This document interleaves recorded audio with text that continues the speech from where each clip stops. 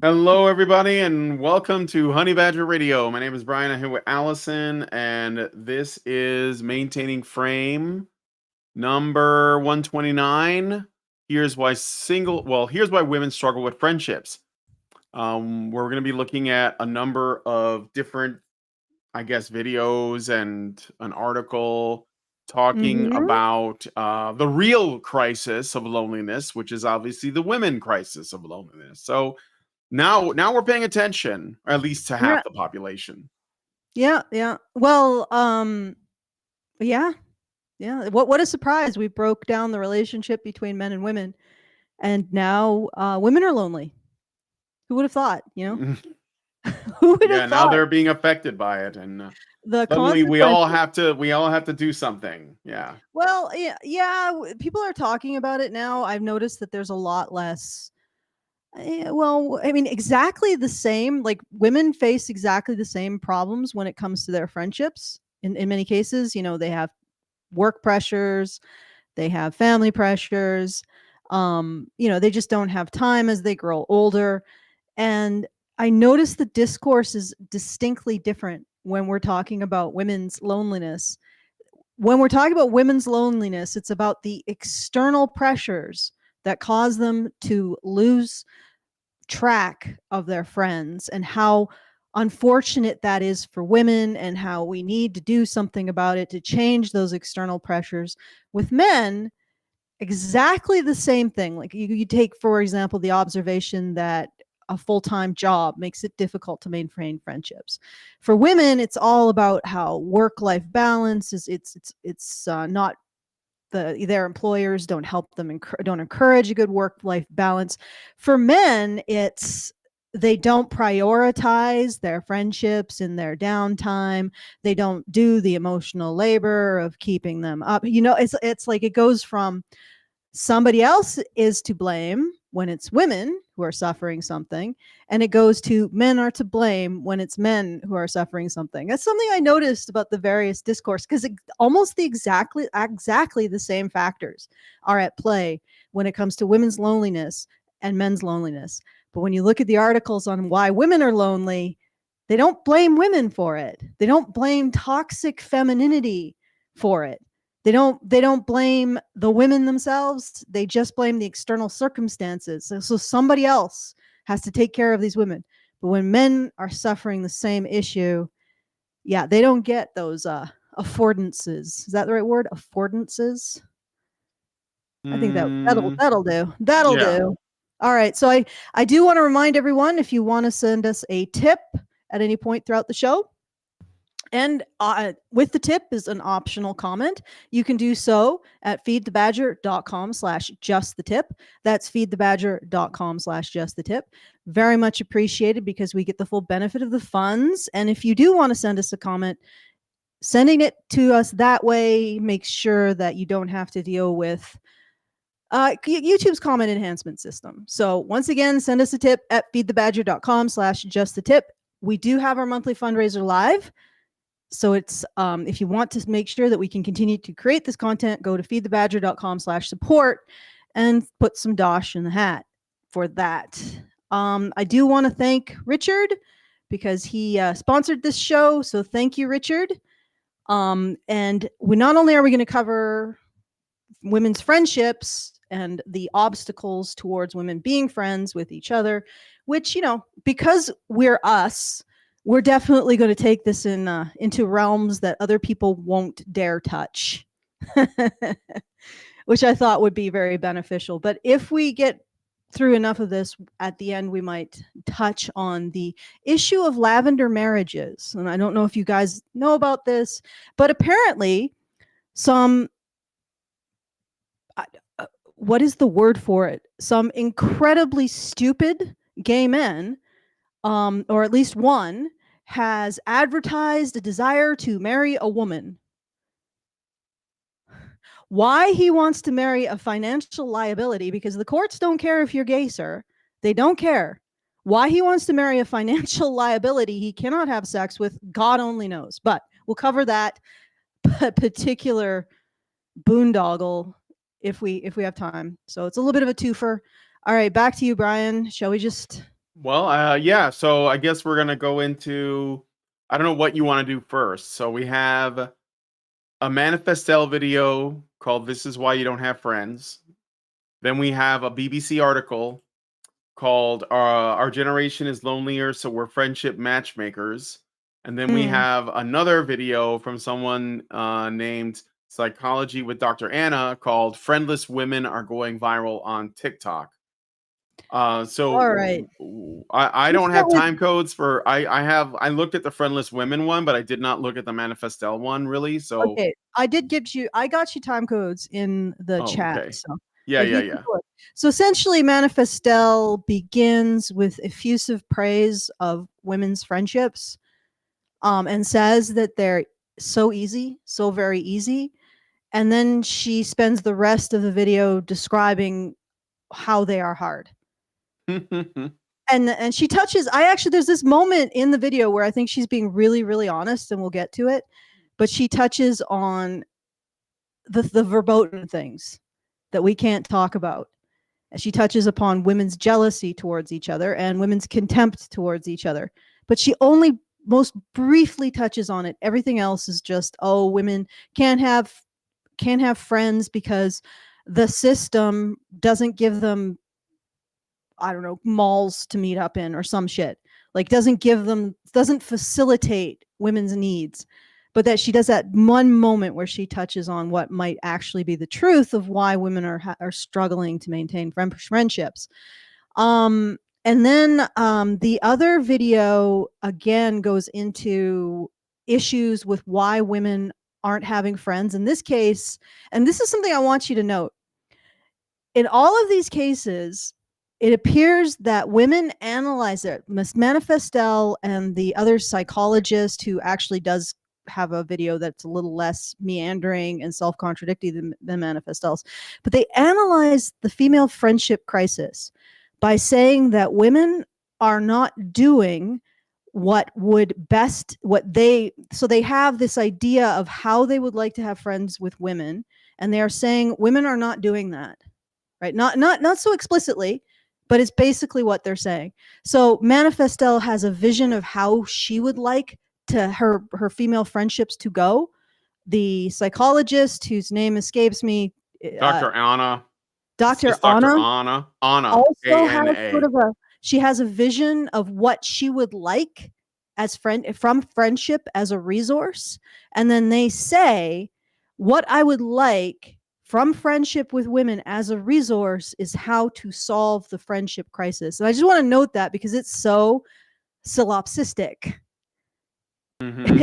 It's like, you solve the friendship crisis by giving me what I want. Okay. Yeah.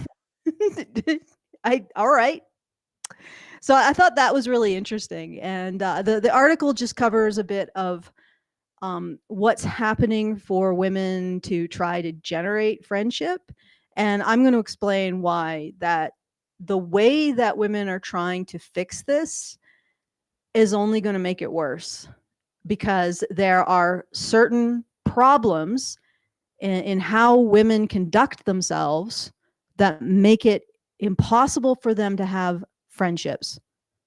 And now that men are no longer talking to women, no longer engaging with women, and I don't even mean in terms of asking out, many men have ceased engaging with women on any front. Women only have each other, and they're increasingly only having each other as a source of companionship. And I would like to note that recently, as this becomes unfolds and unfurls, women's depression has skyrocketed. Their suicide has skyrocketed. Their as they pursue not just friendships with other women, but sexual relationships with other women, the rate of sexual and domestic violence has skyrocketed.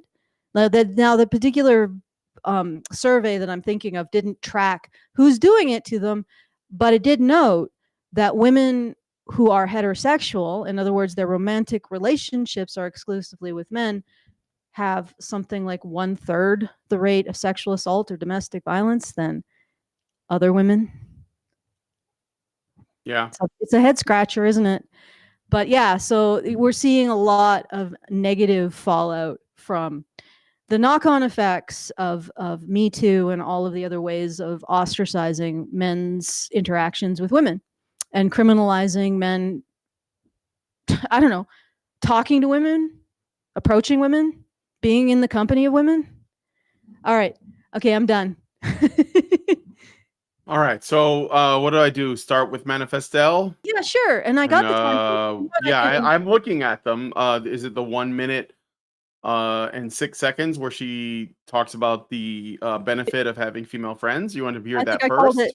effusive bullshit about the benefit of having female friends. Go ahead, let's do it. Yeah. All right. All right. I'm gonna jump in 1 minute and 6 seconds in. So Like a girl group. It has been sold to us from a very early hold on a second. I gotta turn off the auto scene switch because any age. And I sound am will selling move it it. to you too in this class, okay? This class is sponsored by Female Friendships, okay? I love female friendships. Like, I recommend it all day, every day to anyone who asks me, okay? If there What is the one hell? gift Okay, that before you we can continue. No, let's let her play out. Let's let it play out. I'll be All quiet right. so All we right. can get through this. yourself, let it be female friendships. Like the kind of support and encouragement and just like good vibes that you get from good female friends is so unmatched. Okay. Like the movies weren't lying to us when they show all these friends like having fun with each other and like braiding each other's hair. And it's like sisters that you don't share parents with, you know? And sometimes like those bonds can be stronger than like your own biological sisters, you know, for a lot of people. And I Oh, this is so saccharine and fake. Yeah, Um, utterly fake. I don't think based on this, I don't think she actually has a female friend because she it sounds like she's dreaming of a female friend. That's yeah, why. it Like, sounds so like she's pedestalizing it a little bit. No, a lot. yeah, no offense. It sounds like sometimes there's in men who have or young men who have been having trouble with relationships and they have this vision of the perfect woman in their head, right? And I'm not trying to be mean or anything, but this is what this sounds like. It's like, yeah, you've never dated women. You don't know what they're like. And I honestly don't know what the thing is that she's talking in such superficialities. She's also seems to be not speaking from personal experience. Why would you say something like, I like female friends? What? You like your friendship with Susan. You like your friendship with Tara. You like your friendship with this. You don't like why would you Borgify this? You know what I Hmm. mean? Yeah, for sure. It's you're not having a relationship. You're having a relationship with an individual. I guess if you're really into femininity, I mean that could be a positive aspect of that, but it's still an individual expressing their femininity, right? She's just like, oh, all female friends. It's so objectifying, like genuinely objectifying. And that's why I say, do you actually have female friends, Manifesto? Like, is this how you talk to? Is this how somebody who actually has had female friends talks about them? Is it Hmm. like, Well, I don't. If I could, yeah? Feel free. make a, let's say, put forward a theory. All right. My theory is that Manifestel does not measure her the weight of her friendships or relationships with women based on the actual like pros of, what potentially could be the pros of a friendship with a woman. She measures it by the fact that it isn't a man, and that's what I think it is. I think that Oh, because she says over and over in all of her videos, she says, "What about men? What does she say about men? Men are labor and men are risk." This is like what she says all the time. And I wouldn't be surprised. I didn't watch this video, but just based on her content, I wouldn't be surprised if she believes that men are labor and men are risk, then by the nature of the paradigm that she is setting up, women must be either neither of those things or more hopefully or more likely the opposite of those things, which is like women are in if you're in a friendship with a woman, if you have a close female friends that are not serving the patriarchy, that are not pick-me-shas, which Mm. are the opposite. Those are the women that are labor and risk because they get along with men. Then that means that her kind of woman is a woman that will bring her a sense of comfort instead of labor, and will make her feel safe instead of risk. So I think that she's not defining a female friendship based on the parameters of what is any good relationship, which is why she Borgifies it, right? Because a good friendship is a good friendship regardless of the sex of the person that you're friends with, and a bad friendship or a non-friendship is a non-friendship, right? I mean, Mm. there's no bad friendships, it's just not friendships, or even like your enemies or something. And my guess is that she is in this place in her head where men are labor and men are risk. Therefore, women must be the opposite of that. And even if she hasn't had that experience, she knows that the potential must be there, which is why she's gassing up women in the abstract in this opening statement. That's what I think. Okay. All right. Can I add to that? Yeah. Because she does say something about friendships and the kind of mindset women should have in them, which is interesting because if you think about it, she counsels women to have the mindset of being selfish in relationships with men, always thinking in terms of what they get, always thinking in terms of minimizing what he gets. But doesn't that suggest there is the potential of selfishness for women in relationships with men? Because she says something very different about relationships with women. And I wonder if maybe we should actually look at that first. Should I What jump is ahead to another time code then? 1003? 1003. All right, let me see. 1003. Uh, Watch, it words perfectly the importance of letting your friends know that you're there for them for the little things too. There are a critical mass of people out there who describe themselves in the following way. I may not check in very regularly, but when there's a crisis, I'll be there for my friends. That is not friendship. It's not.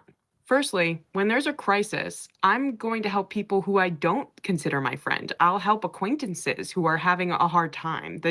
You come together in a crisis. You help strangers. I press X to doubt, but let's keep going. yeah. I mean, unless that crisis is This sounds like virtue signaling. I'm such a good person that I help out people I don't even know. yeah. Do you go to Good like for you, I disaster guess. zones? Like what kind of crises are we talking about? Anyway, let's keep going. Yeah. Strangers in a crisis. That's not a basis of friendship. That is a given. Secondly, what makes you think that the people you are purporting to be friends with are going to feel comfortable reaching out to you when they are in a crisis if you don't talk to them?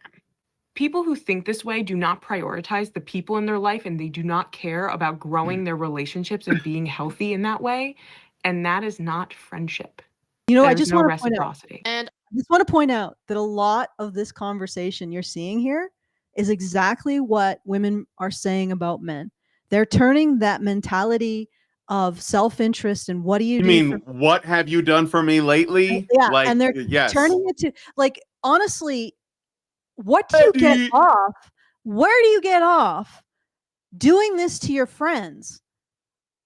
Having this level of expectations, oh, if I have a crisis, they better be there. That's the bare minimum. That is just breaking even, friend. Like if I have a crisis, you better be dragging me out of it. That's the bare minimum. And then I have an additional list of demands or you're not my friend. Like what the hell?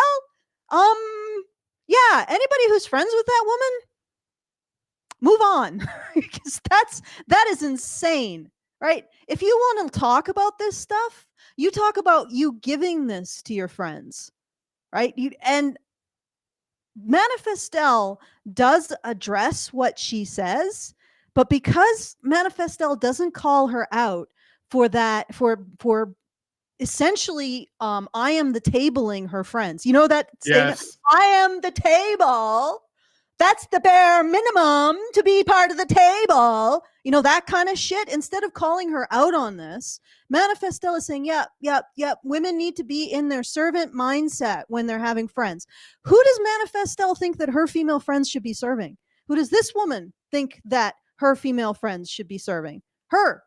Again, it comes into, oh, the way to fix female friendships is that women give me what I want. And they're basically taking the same mentality that they have with men, and they're applying it to their friendships with women. And it's imploding women's friendships with each other. It's like the buffer is gone. They no longer have men to have these demands to. They no longer have men to absorb a lot of this emotional and dramatic energy. Now it's all just flooding into their relationships with each other with predictable results. Apparently, women, younger women, actually are losing friends faster than young men. Can you believe that? Like, this is I actually believe it. women's Absolutely. in young women, their suicide rates are spiking higher than young men. I mean, still young men outpace them quite a bit, but they're speeding up, and their friendships are deteriorating. Like, everything in their life is deteriorating. Their mental health, their physical health, their social health, their romantic health, everything is deteriorating. And I don't say this like, oh, we should be paying attention to women. I say this like, what did you expect?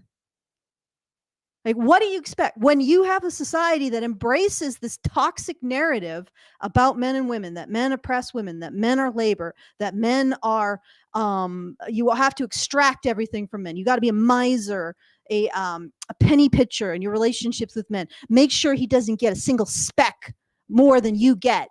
And he gets everything from just your presence. That attitude, and men are just turning away from it, leaving women with no other outlet for that attitude but each other. Real friends don't keep score. Yeah. No shit. Real friends don't keep score.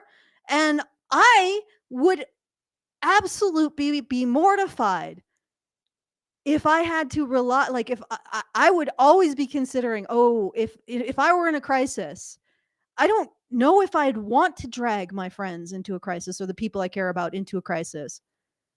Like, maybe why that, and sure as hell would not consider that the bare minimum, that you help me out. And often these crises are self-inflicted. Mm-hmm. So, I mean, you're probably going to have a crisis every how often, and what determines a crisis? Like, maybe if I'm having a bad hair day, please. Yeah, come like, save me. Like, where do you draw the line to crisis? I would say that the line is drawn when you no longer have power. Yeah, sure, that's a crisis.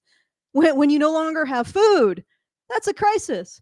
When you're being evacuated from a war zone, perhaps that is a crisis. You, my friend, have never experienced a crisis. I would lay odds. Never in your entire pampered life. So don't give me this shit about friends needing to be there during your crises. You haven't experienced one. All right. Yeah. So should I continue this, or is there another time code you want to jump to? No, let's hear what Manifestel says, because we can confirm my estimation of her opinion. Yeah. Obviously, everything with nuance, okay? Like, it's not about living for other people, living for their validation, giving up everything to be with your friends, to do things for your friends. Like, it's not about that. It's all about being in community with each other, okay? A servant mindset. I feel like that's just been popping up in our classes recently, and it's probably for a reason. Like, we all need to be in our servant mindset a little bit more. Like, a lot of people, they confuse friendships as complicated. Like, Oh, it's so hard. Like, it's so much work. Like, it's supposed to be hard to make it worth it. I'm like, no, friendships are not hard. Like, they're Okay, not. all right, Like, stop. Okay, so she says women need to be in their servant mindset in their friendships with each other. Now, what she means is in their friendships with her, that they need to be in a servant mindset. And then she goes and says it's not complicated, it's not hard work. Bitch, you don't allow men to get a single iota of anything in a relationship with you. Like a single need, and he's out the door. And you're saying that female friendships, let's give you the benefit of the doubt about the servant mindset. At the very least, bringing a servant mindset to a relationship is bringing something. And yet women like you say to men who say, well, what do you bring to the table? I am the table. By that definition, relationships with women are going to be more work than relationships with men. You see what I'm saying? Yeah. Like, I mean, she's basically saying, well, you better have $100 in your pocket if you want to be in a relationship with a woman. And in a relationship with a man, she'll say, well, you better have $100 in your pocket and give it to the woman if you. So, in the end of the day, who's getting the money and who has to give it? In the relationship with another woman, you have to give something, is what you're saying. And in a relationship with a man, you should be giving nothing by your own framework. Men are Yep. less labor, they are less expensive, they are less of an imposition, they are more of a gift. They're expected to do more in their relationships with you. And believe me, if it wasn't plausible for you to expect these things, you wouldn't be beacon off about them. So, from all of this, all I can conclude is that women are going to have to work in their relationships with other women, or at least Manifestel says that. But she says, if you work in your relationships with a man, get rid of him. Right? And then she goes off about how women are less work. Really? Really? You got to be in your servant mindset to be in a relationship with a woman. And a man has to be in his servant mindset to be in a relationship with you. And the man is more work. What a bunch of bullshit. You know, this is the kind of bullshit that people bring into their lives that destroy them. Yep. Okay. All right, let's keep going. And this is just more of what I've been saying lately, that I think people like Manifestel are really struggling with, is this concept of, you're not here, you are not on this earth to be happy, you are on this earth to be useful. And in so doing, you will find joy. But Yeah. they want to, she just consumes. That's her whole thing. All right, so what's the next thing? Should I Okay, just well, keep playing it? I'd like to hold this. I like everybody to hold this idea in their mind, right? She said that women need to bring a servant mentality to their relationships with other women, and also that women having relationships with women is easy. It's not. It's not demanding. It's life on easy mode. At the same time, in previous videos that we've seen from her, she expects men to bring a servant mentality to their relationships with women. You see, Yep. the problem here is you got two people who are coming to a relationship with the expectation of being served. Whereas when she says you're in a relationship with a man, your expectation is that he serve you, right? And you are entirely justified in that expectation. And no doubt she believes that this is entirely possible to get. But in a relationship with a woman, that's not the case. No, you have to serve her. She has to serve you. There has to be reciprocity. Although I really doubt the reciprocity on the side of the women who are pontificating about the bare minimum their female friends have to give them. But anyway, so she says female friendships are easier, even though apparently she gives them a higher bar. Like she expects her female friends, or she expects more of herself, presumably, if we take her at her word, with her female friends than she would ever expect in a relationship with a man. So let's go to 1204, jealousy.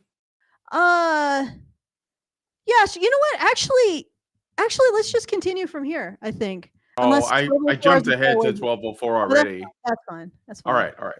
Just with people we are jealous of. A lot of us are in friendships with people that we look down on because they're not making good choices. A lot of us are in friendships with people that we're just like, we don't like them, and yet we're friends with them just because we don't want to break up. Like, no, I honestly think that if you no longer look up to the person that you're friends with, you should let them go and find people who look up to them. Okay, hot take, I know, but you should only be friends with people that you look up to. Like, every person in your life that you are in constant contact with, you So what you're saying is that if there is someone that's in a tough position and they're having a hard time in life, you should not be friends with them because they are beneath you.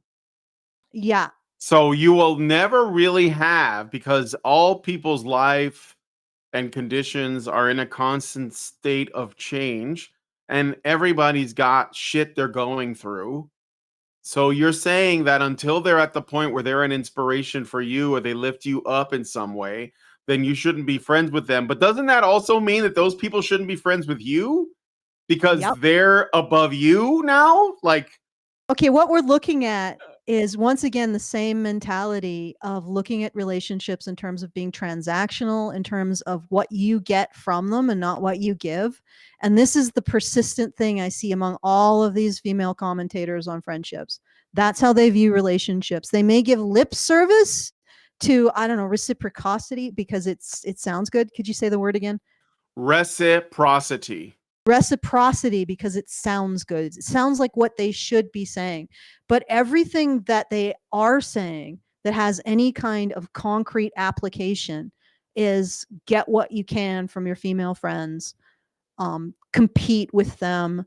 And the other thing is that if you go back a bit, she was responding to a video. It's before 1204. You can probably see it, in which the woman, a little bit further back, I think, a little further back.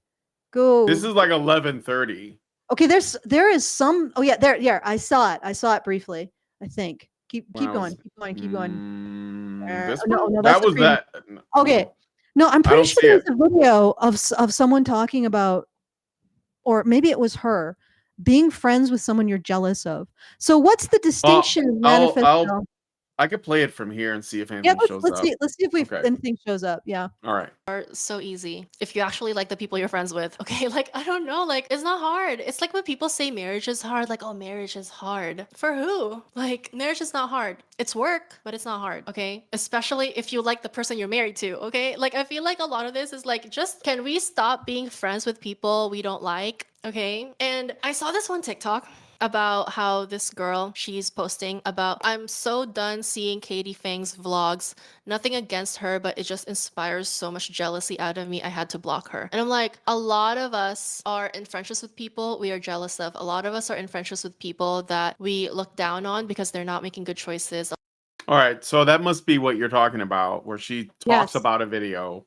All right. So a lot of people, or a lot of women are in friendships with women that they are jealous of. What's the But difference? if you're just between- following somebody on TikTok, are you friends with them?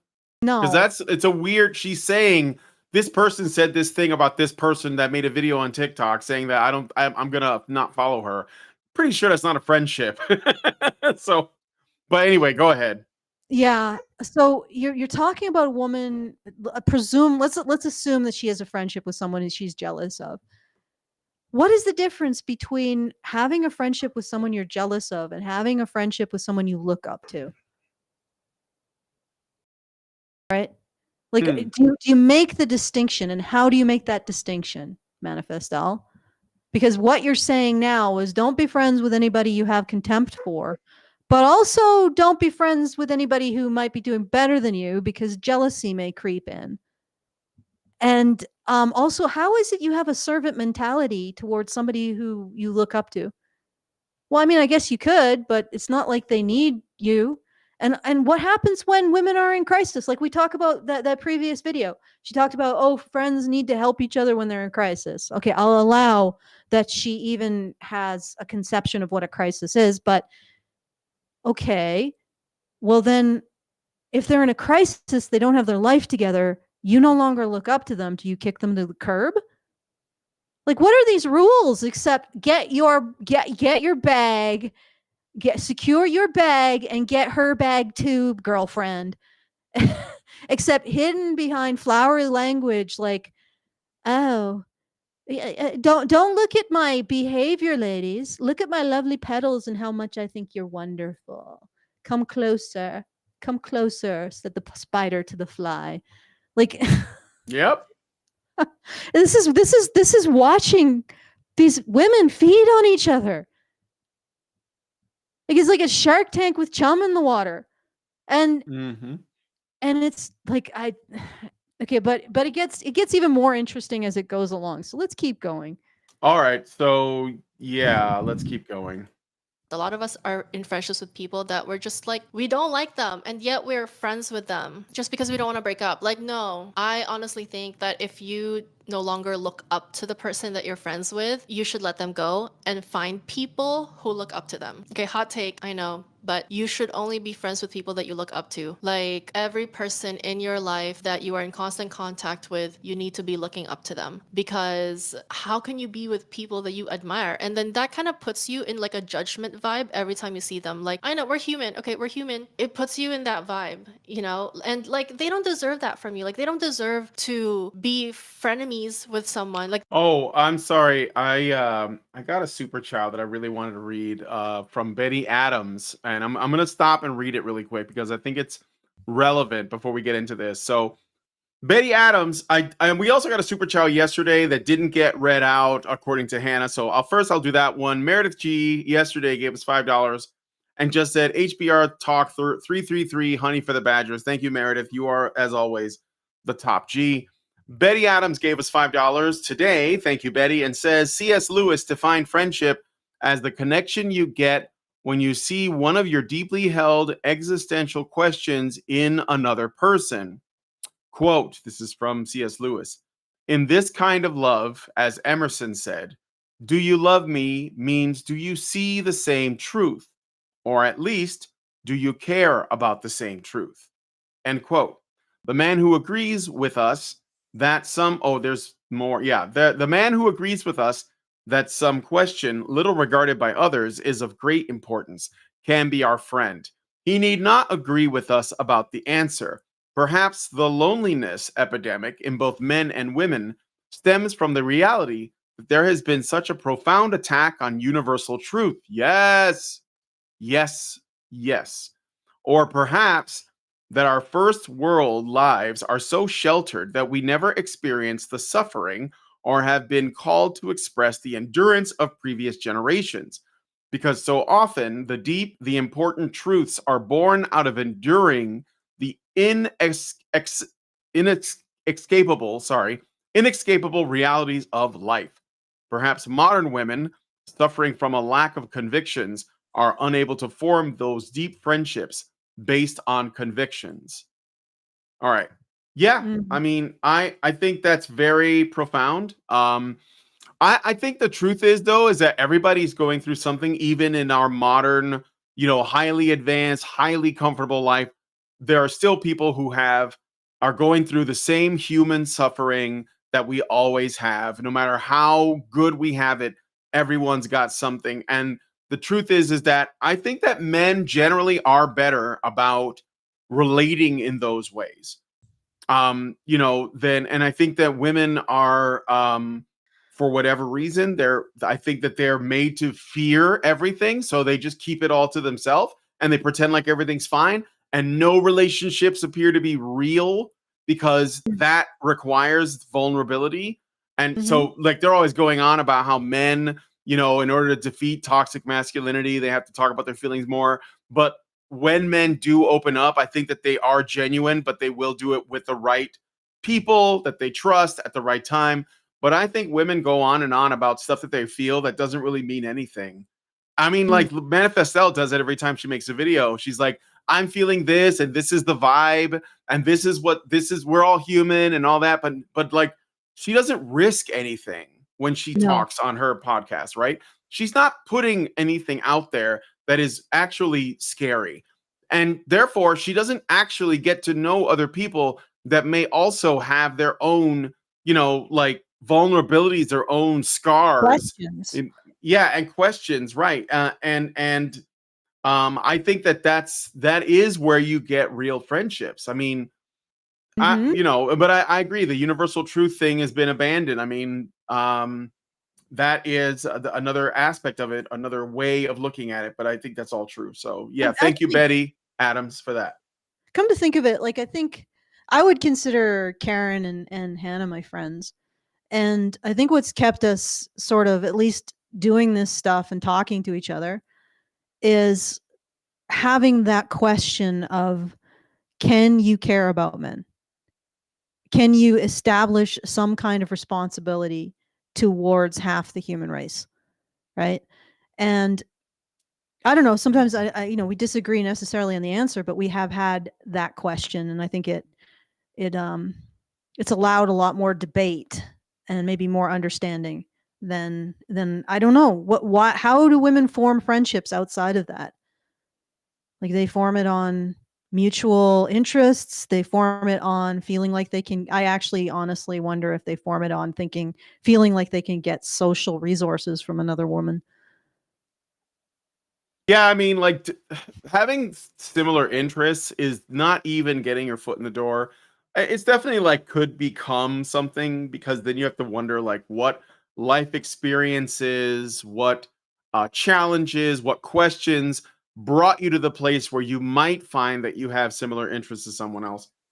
But it's not enough. It's not enough to just have like the same interests. I think there has to be something deeper that you are also looking for that you will find in other people. And that's how you, and again, it's not one of these things you plan for. You never know who you're going to be friends with, just like you never know who you're going to fall for.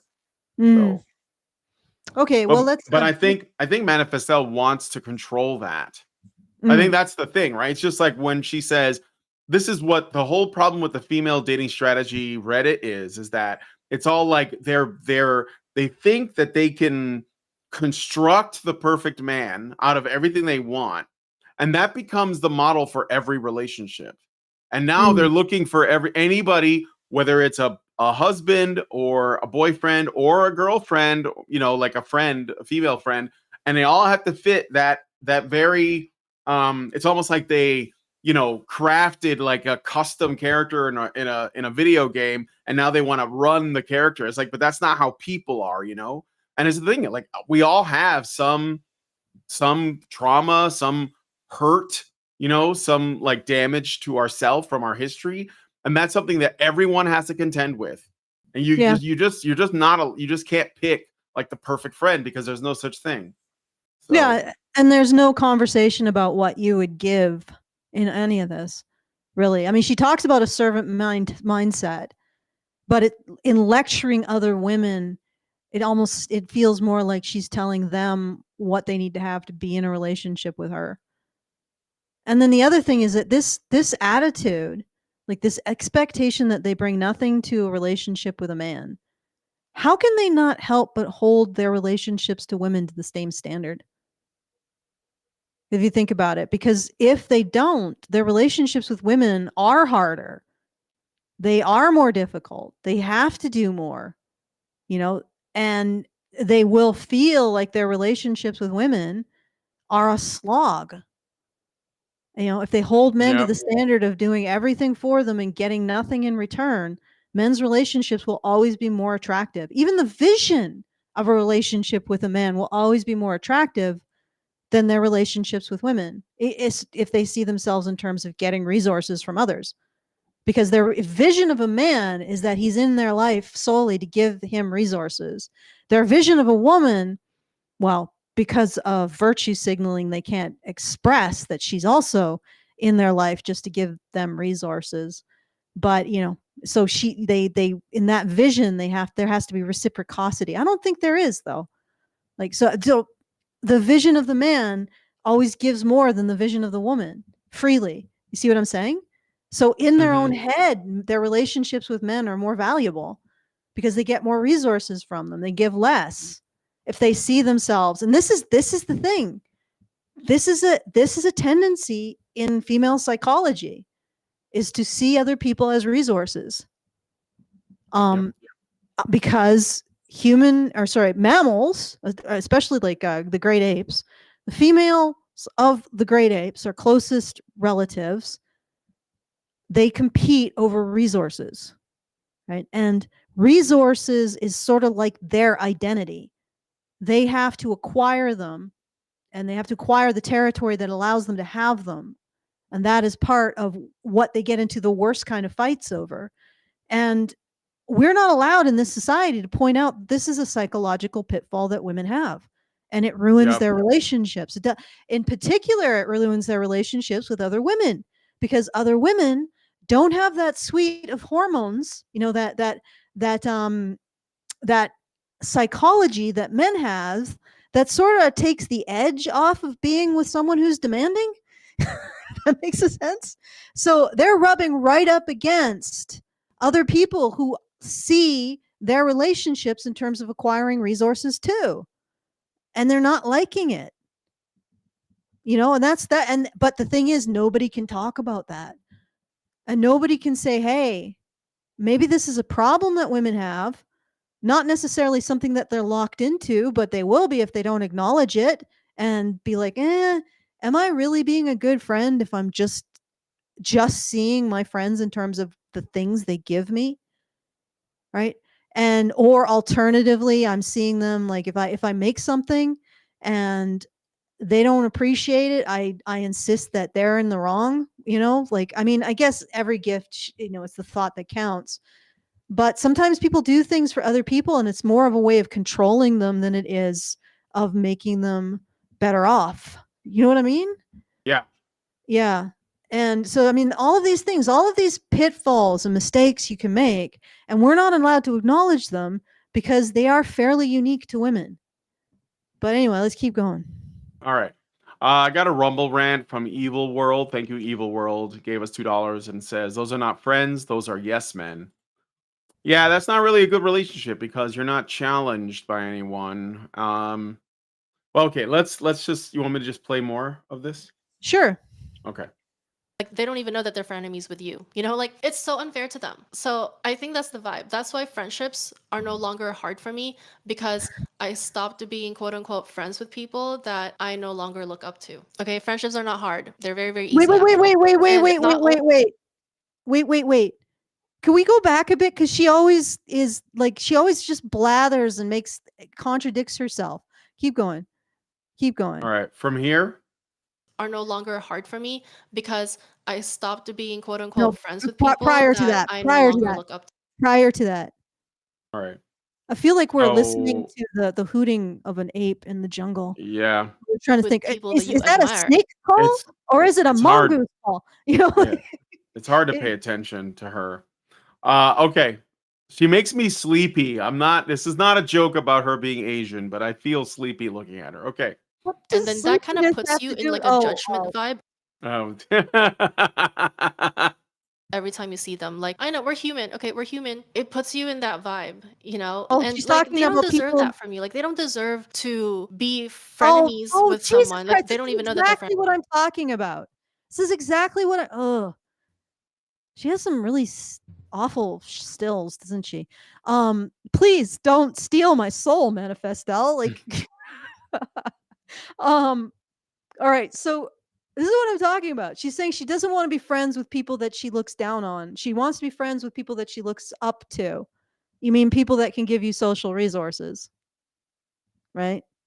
People you don't have to be in a servant mentality for because they don't need anything. They're not in a crisis, which is so funny because she didn't call that woman out on saying that the bare minimum for your friends is that they help you out in a crisis, right? That's the bare minimum, right, guys? You don't get any kudos. You don't get any cookies.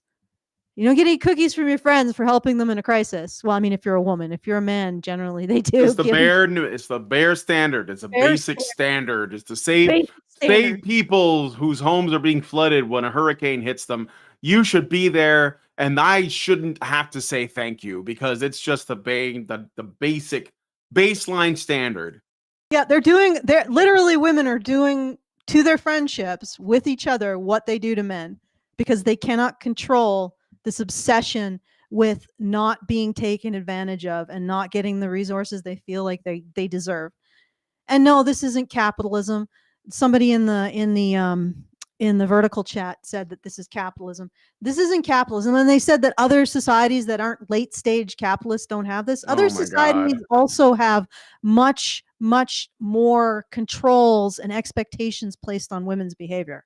So you disentangle that in terms what of you just said is one of the most insanely idiotic things I have ever heard. At no point in your rambling, incoherent response were you even close to anything that could be considered a rational thought. Everyone in this room is now dumber for having listened to it. I award you no points, and may God have mercy on your soul. So she's only going to be friends with people that she looks up to. Everybody else she's a frenemy with because she has contempt for them because they're not capable of giving her social resources. right? That I think that's what it comes down to. And Mhm. yet that woman before, she was talking about how friends should be taking care of each other in crises. I imagine she has a lot of them, not real ones, but ones that she would consider crises. And wouldn't you look down at a person who's constantly in crisis, that they don't have their life together? But apparently, we gloss over that.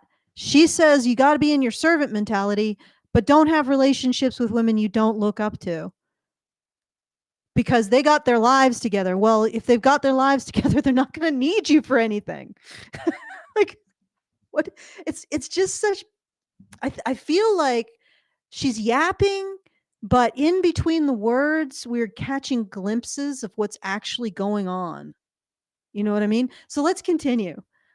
All right, let's play some more. Mm-hmm. enemies with you. You know, like it's so unfair to them. So I think that's the vibe. That's why friendships are no longer hard for me, because I stopped being quote unquote friends with people that I no longer look up to. Okay, friendships are not hard. They're very, very easy actually. And not only So essentially, you exclude everyone that doesn't measure up, and they're not your friend anymore. And I guess that does make it easy. But the problem is that you don't have any friends now.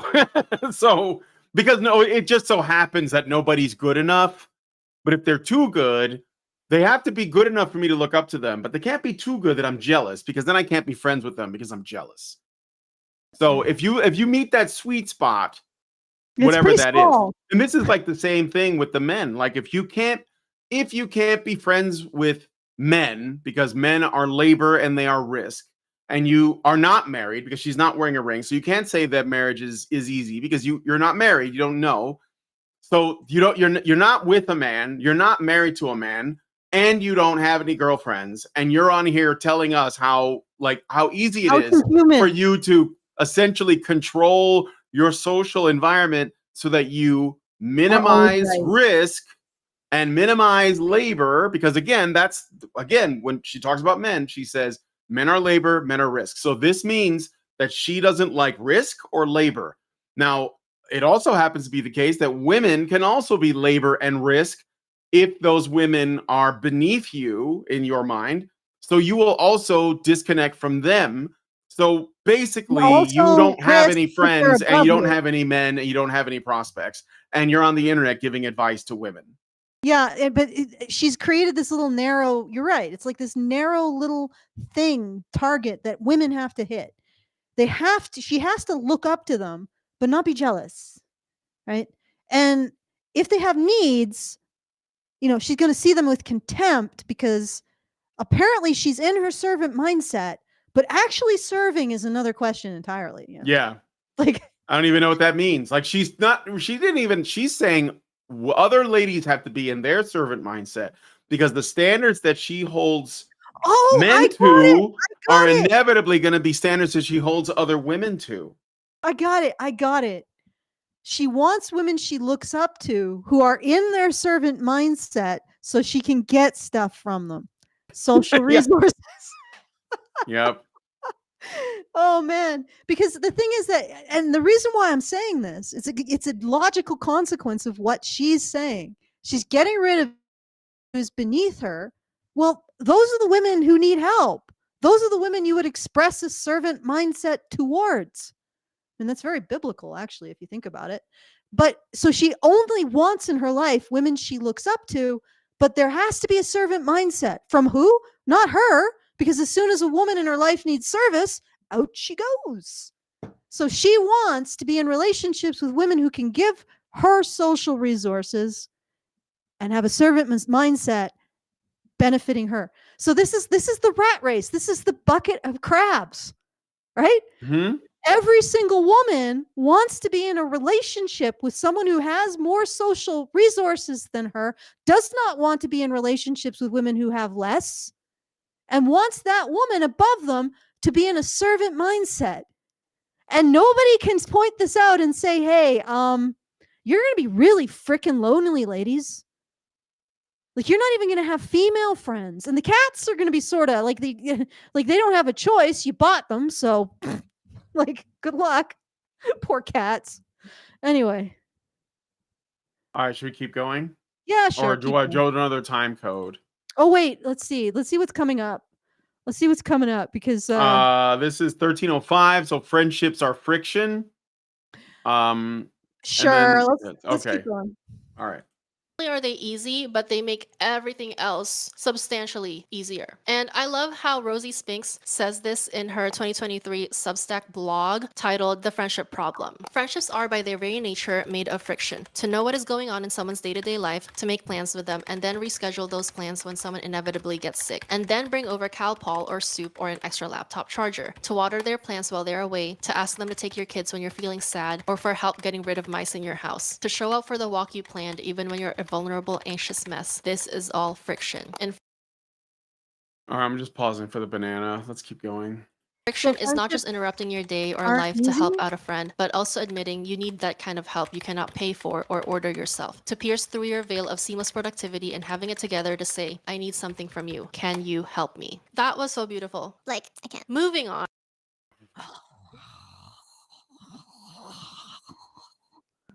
But like it's so shallow.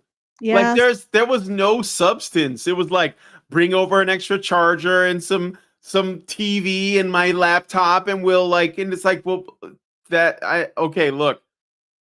Ladies, stop being so materialistic for your own soul, okay? Please, like find something of substance and find that in other people. Yeah, that means you might have to just be vulnerable with people. You might have to share something real about yourself, but please don't just be like, "Hey, you want to just like sip on wine and like watch like fucking Gossip Girl together. It's how we bond. It's how we're friends." That's not enough, man. Like I do stuff with my friends, but there's more going on there.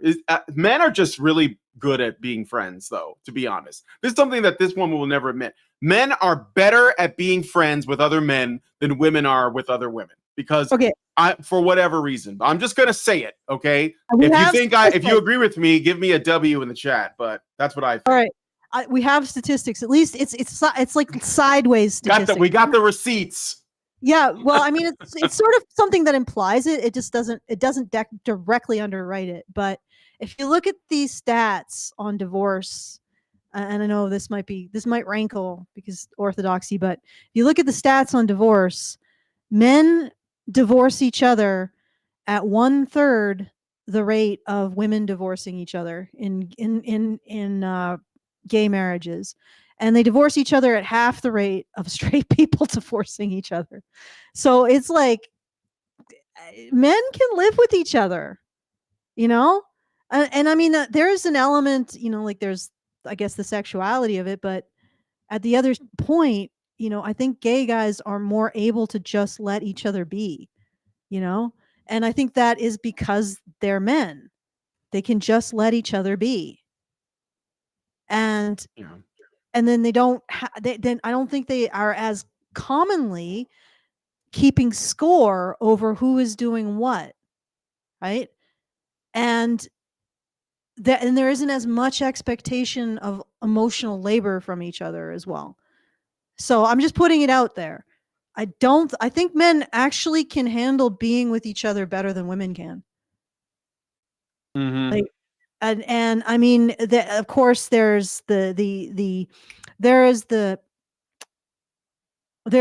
negative of that, which is because men can cooperate and tolerate each other more, they can cooperate to do more devastating things, but also more incredible things. You know, the reason why Camila Paglia says that if women were in charge, we'd live in grass huts, is because women have difficulty being with each other enough to cooperate. So they're not going to construct wars, but they're also not going to construct cities. I'm not saying they won't wage wars. I'm saying construct, which is to be the soldiers and the people prosecuting it. And go ahead, Brian, if you disagree. Well, no, it's not that I don't disagree. I was just thinking about the broader reason why I think like you're using homosexual relationships between men that they have the lowest rates of domestic violence, which and they're generally more cooperative, right? But even obviously you could expand this to include platonic heterosexual friendships between men. um, in the same way. And I think that a lot of it has to do with perhaps like the deepest parts of men and women and how those differ, which is that men are usually looking for ways to cooperate and work and serve because it's sort of like, it's built into our biology to do that, to sacrifice. And so when men are sacrificing for other men, like in a war situation, for example, that just is going to like bear out better.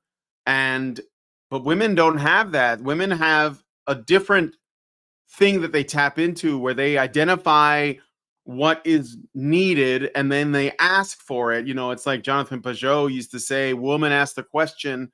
But if women are asking the question of other women who are also asking the question, you Mhm. know what I mean? Like there's going to be a problem there. It's like Yes.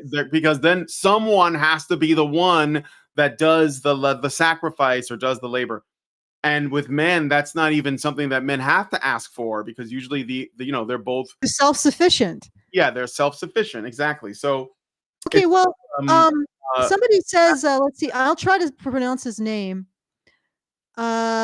Scaff US Penn Spinkledorf says, you're yapping to each other. It's men that struggle making new friends.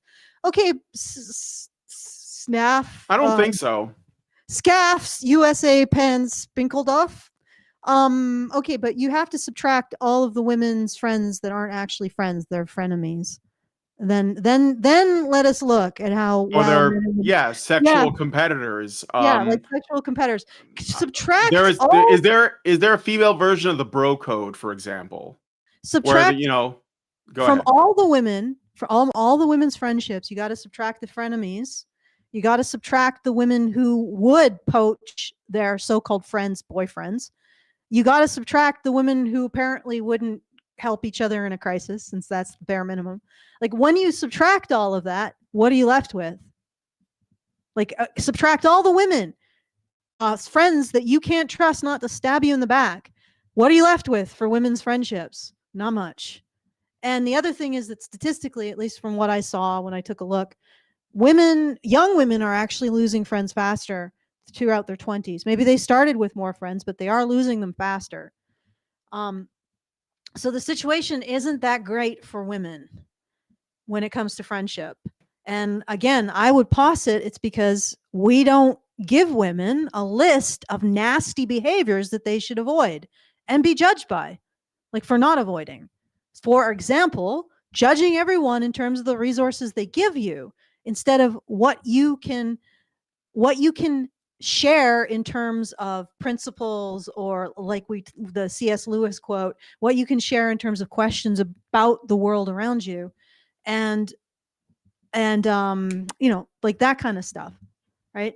So I don't know if it's just as clear cut. We assume that men have problems making friends. I'm not so sure they do. I mean, after all, they've been subject to a century of having that very process be stigmatized, and having any environment devoted just for men hanging out with each other, making friends with each other, being criminalized. And yet men still make friends despite a century long battle against male friendship. All right, so Yeah. Well, let's men aren't breaking into women's knitting circles and breaking them up or bridge clubs. yeah. Women are doing that to men's spaces though. But anyway, the next time code is where are we at right here? This is 1353. So the second reason it's hard to make it okay, lack of third spaces. So let's see it. The second reason why it's so hard nowadays to make female friendships is the lack of third spaces. Coined by sociologist Ray Oldenburg, third places are social spaces separate from home and work that serve as gathering places for people to relax and connect with each other. Basically, your home is your first space, and your school or work is your second space, and the third space is basically the places that are not that, okay? And public third spaces are free third spaces where you can hang out with your friends and just vibe. But increasingly, public third spaces are Yeah, let's increasingly skip no this. longer existing or becoming more expensive or becoming unsafe. Okay. This is Remember? just more. Yeah, let's just skip this because. No. This is actually I want to touch on Oh, all this. I right. want to touch Sure, on this. sure, sure. Go ahead. So yeah, I mean, like I think that men should have their own spaces, which I've been talking about for 10 years. Women should also have their own spaces, and they don't, because for whatever reason, when men invest in something that creates a community, usually a hobby or a sport or something else, right? It they also tend to invest a lot of their time and money and effort, and it grows. And when it grows to a certain point, then all of a sudden there is a social cachet that comes with being part of it. Like if you're in a bowling club or a bowling team, or you're hunters, or you're engaging in competition, or you're into video games, or whatever it is, right? It may be a hobby that turns into a community that turns into something bigger because more and more men invest in it. And at that point, women become interested. And of course, men want to let them in. So they do. And that's what erases the spaces for both. So then all of a sudden there are no women's only spaces that women want to be a part of, because they're not built up the same way, because they're smaller, they're more intimate, things like whatever it is that women do. Like I mentioned before, bridge clubs, maybe they have a book club. I know that was like a big thing that women do. Maybe they're into, knitting circles. And look, this isn't, I know that like stereotypes are stereotypes. I'm not saying this is all women. If you're saying that in the chat, you're a moron. But I know that there's obviously, like, there are general groupings, right? And why I think this is interesting is that I'm for this. Like women should have their own spaces, but men also should have their own spaces too. And that it's the men's spaces that are the ones that get essentially their women complain about them, they want to monitor them, they want to break them up, and they've been doing it forever. You can go back to the period of the prohibition, right? The prohibitionist movement was started by women who didn't want their husbands going out to the bar or the pub and drinking with their friends after a long day of work. And of course, the claim is that they were going to come home and beat their wives, which wasn't really happening. But it was a useful way to essentially get prohibition put together. But the purpose of it was to essentially just break men up from like spending time with each other. And I think that, yeah, we should have that back. There should be spaces for men and there should be spaces for women. And there can be places where they both mingle. But generally, like, it's this third space she's talking about, I don't disagree with. And she kind of admits that what I'm saying is right, because she says right there at the end of the clip we just played that the third spaces in public are shrinking because they are no longer safe. She says that there is risk. What does she mean when she says risk? She means men. That's the problem. So she is explicitly saying that spaces cannot be safe for women if men are there. And this, you could look at this a number of different ways. But I will say that this paradigm that we're in now, this problem that we're existing within, where men don't have their own spaces and women don't have their own spaces, is something that women created and men went along with. And now we're here. And I mean, we can stop this, but like, now it's gone beyond that, right? Like now there are men in women's sports. There are men in women's bathrooms, right? Biological men. But this is like they created this situation, and they will blame men for the situation that they created. But I just want to point out that she's bringing this up because, I mean, she has a point, but she doesn't want to really like take that to its logical conclusion, but also where it came from, which is in fact women trying to break up men's spaces. So, all right, I'm done. Do you want me to go to the next time code or? Sure. All right. So yeah, I know you're doing something else now. Okay. Third reason, therapization of female friendships. Oh yeah, this So is great. 16, This is 20, great. we'll go to this one. Okay. I'll just go from here. Here we go. appearance of the small favors economy, the loss of third spaces. Another factor contributing to the decline of female friendships is the therapization of interpersonal relationships. Because more and more people are turning to their therapist for their personal struggles, these are things that we used to tell our friends, and now we tell a professional, which, like I said, I'm a huge advocate for therapy. Love, love, love therapy. But it is not a substitute for female friendships. Okay. All right, can I just say something about this too? Men don't generally go to therapy. They go to their friends. Maybe men are literally doing it better again. W's in the chat for the men doing it better. Why would a man go to a therapist? Therapists are like they're antagonistic towards men a lot of the time. Why wouldn't they just talk to their boys? It's difficult to find one that isn't well, I mean, if you're careful, perhaps, but a lot of them do follow the American Psychology Association's guidelines that basically make masculinity, traditional masculinity, a component of mental illness, like a contributing factor or a precondition for mental illness. Just being a man they pathologize that. Yeah. Exactly. So I'm like, why would you want to go to a place where right off the bat your identity is going to be condemned? Like, anyway, my doggo is getting really insistent. Okay. Yeah, he is. I'm going to tell him to shush. All right, I'm gonna play more of the video. Okay, let me say that again. I love therapy, but it is not a substitute for female friendships. And one thing that happens as well when a lot of people go into therapy, like, you know, you learn all these words. I don't owe anyone anything. Put yourself first, this and that. We tend to apply that to our interpersonal relationships so that we can avoid having to be vulnerable, so that we can avoid having to take accountability, so that we can avoid having to work on ourselves. Okay. So like I said, everything in moderation. Like, if what you are doing is not giving you the results that you want in life, then something needs to change. Like, that's literally what it is. And this trend of therapizing our interpersonal relationships, it manifests in therapy speak. And there has been a rise of therapy speak. In 2021, Katie Waldman. Okay. Should I keep going? My soul is dying a little bit inside. Therapy speech. No, this is hilarious. Let's keep going. All right. Wrote for The New Yorker, The Rise of Therapy Speak, How a Language Got Off the Couch and Into the World. And therapy speak refers to the communication trend of people using phrases and terms that are commonly attributed to therapy in the language that they use in their everyday relationships. Let's look at some examples of therapy speak. When we would make plans with this friend, they would change them the day before. Trying to reschedule and rearrange events would be met with, the plan has changed. We're going to do an alternative activity. I'm setting a boundary. One of the key things to note is that it's totally fine and normal even to ask our friends to change plans. I'm sorry, but if you want to make sure that I never talk to you again, say I'm setting a boundary. Here's the thing.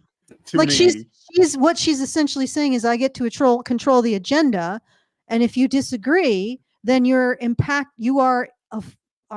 impinging on my boundaries. Like that's insane. But it's hilarious too, because it's what women do to men. Yes, they do. They are definitely doing. Well, how would that not inevitably be a thing that they do? If they're doing it to men and then all that's left around them are other women, they're going to start doing it to the women. And the women are going to be like, what's happening? I don't like this. You know, do you treat other people this way? Well, only men. Well, I mean, besides those guys, besides them. Yeah. Well, there's this individual Darth Chingasso in the chat who's saying, we are pointing out negative things about women. And of course, it would be fine if we were pointing out negative things about men, I'm sure. But here's the other thing. Like, once again, I'm going to go back to that statistic. Men can stay married to each other. Women can't. Like, I mean, if you care about women, why wouldn't you point out what they're doing wrong? Why wouldn't you point out where they're making mistakes? Why is it that? I don't understand. Like, if you care about someone, you tell them when they're screwing up. That's what we're doing. Yes. Like, you tell them the pitfalls that they may have. Like, what you're doing is you're prioritizing a pedestalization of women over women's own life satisfaction. And you're saying, well, I'm the one who cares about women more. No, you're not. You're the one who cares about a particular vision of womanhood. which probably is really self-serving, psychologically self-serving on some level, right? Because you don't have to recognize women as moral agents. But again, like, men can stay married to each other, women can't. There has to be a reason behind it, and that's what we're looking at. All right. Mhm. And presumably, if men can stay married to each other, they can also be friends with each other. Because when you introduce sexuality, it makes the relationship more difficult, not less, generally. So, because there's more emotion, like there's higher emotions, there's more potential for jealousy, all kinds of stuff. So, if men are doing better than women at the hardest relationships to maintain, it stands to reason that they are doing better than women at the easiest relationships to maintain. And perhaps the reason why there's a male friendship crisis is because feminists explicitly destroyed everywhere where men could meet just to pursue friendships and relationships and the company of other men, right? Women Mhm. can still do that. Men can't.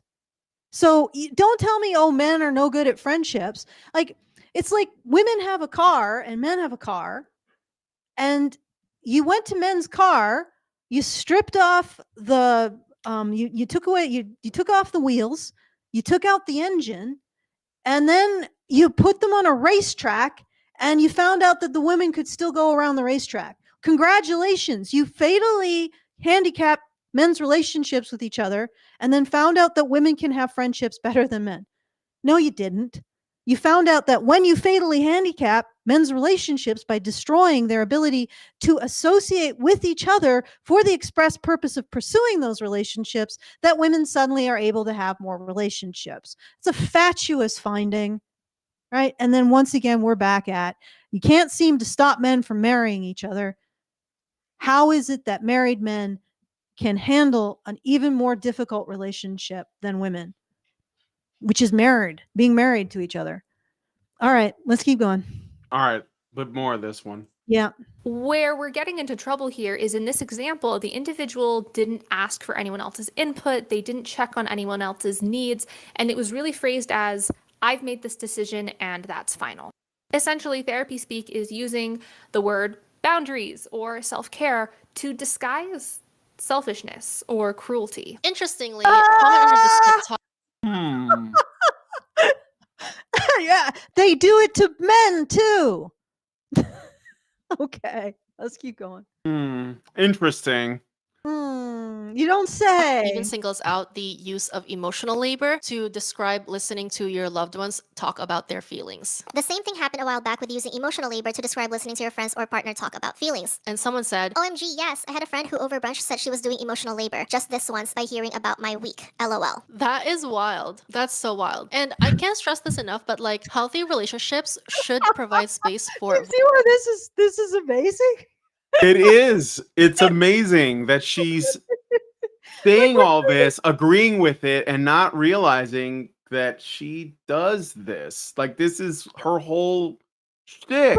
But it's also But that only when it's men, though. Only Yeah. when it applies to men. Yeah. all of this stuff that these women, and she's calling out women for doing, she says, do to men. Well, lady, when you encourage women to behave in this way, there's nothing stopping them from behaving this way towards other women.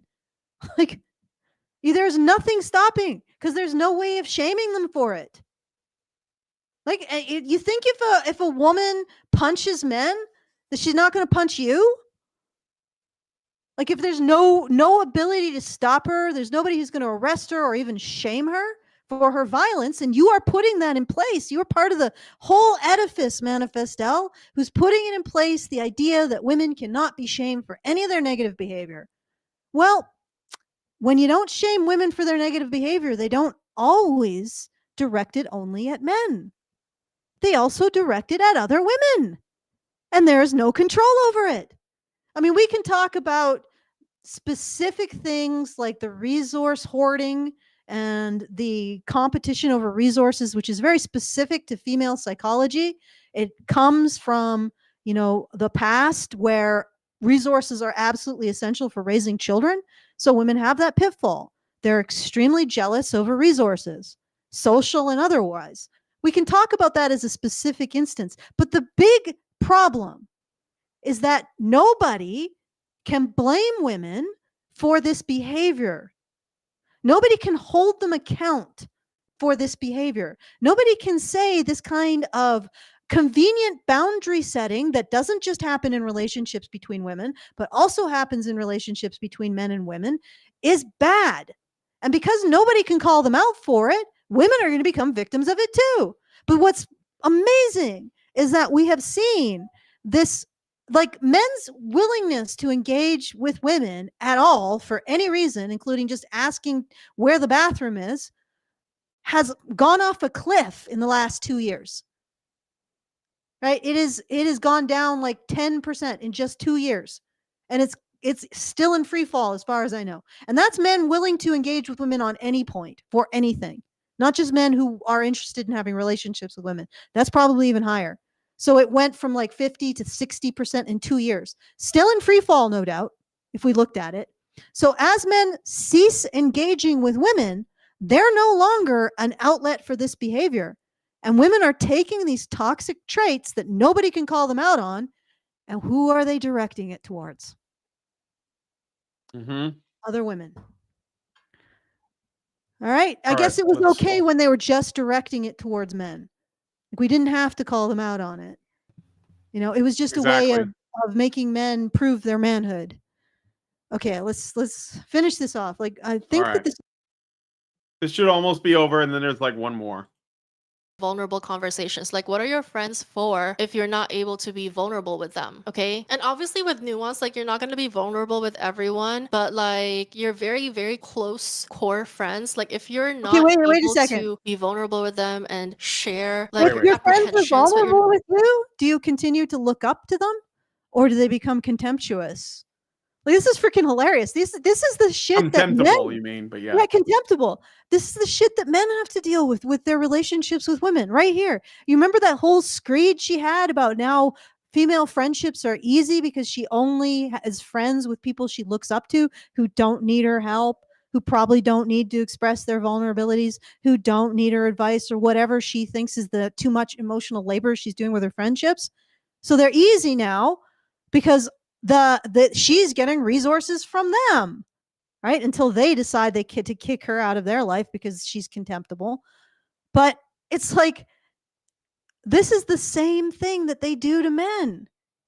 If you put these two together, the instant Manifestel's female friends express a vulnerability, is that going to make her look up to them? No.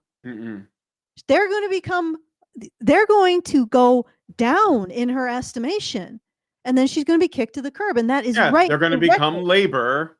Yes. And they're going to become risk, just like men. And then there's going to be kicked to the curb. And this is a direct reflection of the mentality of seeing people in terms of the resources they provide you. Okay, let's keep going.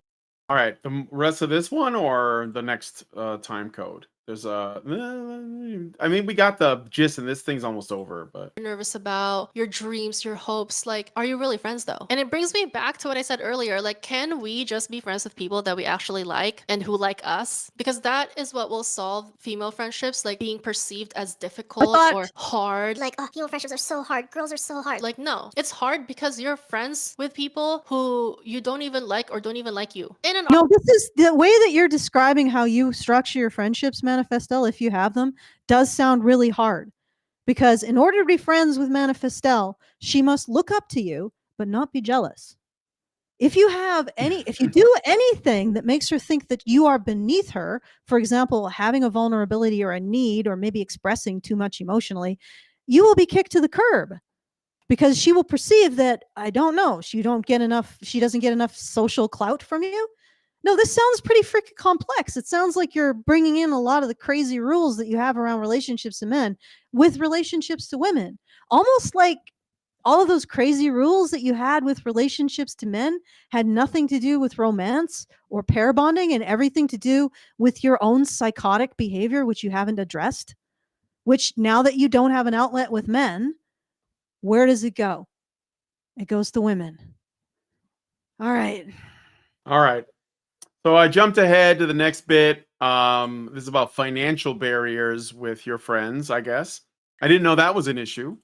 And you know what? If people don't want to put in the effort to being a good friend, like it's okay. Just like don't make friends, okay? So once you decide that you are ready to be friends with people, then put your whole back into it, okay? Like really put your whole back into it, because that is how you will make your friendships so much easier, is when you are in your servant mindset and you find people who are in that similar mindset as you. Like, I don't know, like female friendships are not that hard, I swear. So the last reason that we're going to talk about as to why Okay, we so have you put a your female back friend. in the female friendship, but you were only friends with women you look up to, and you look up to them because they have their life together. What are you putting your back into?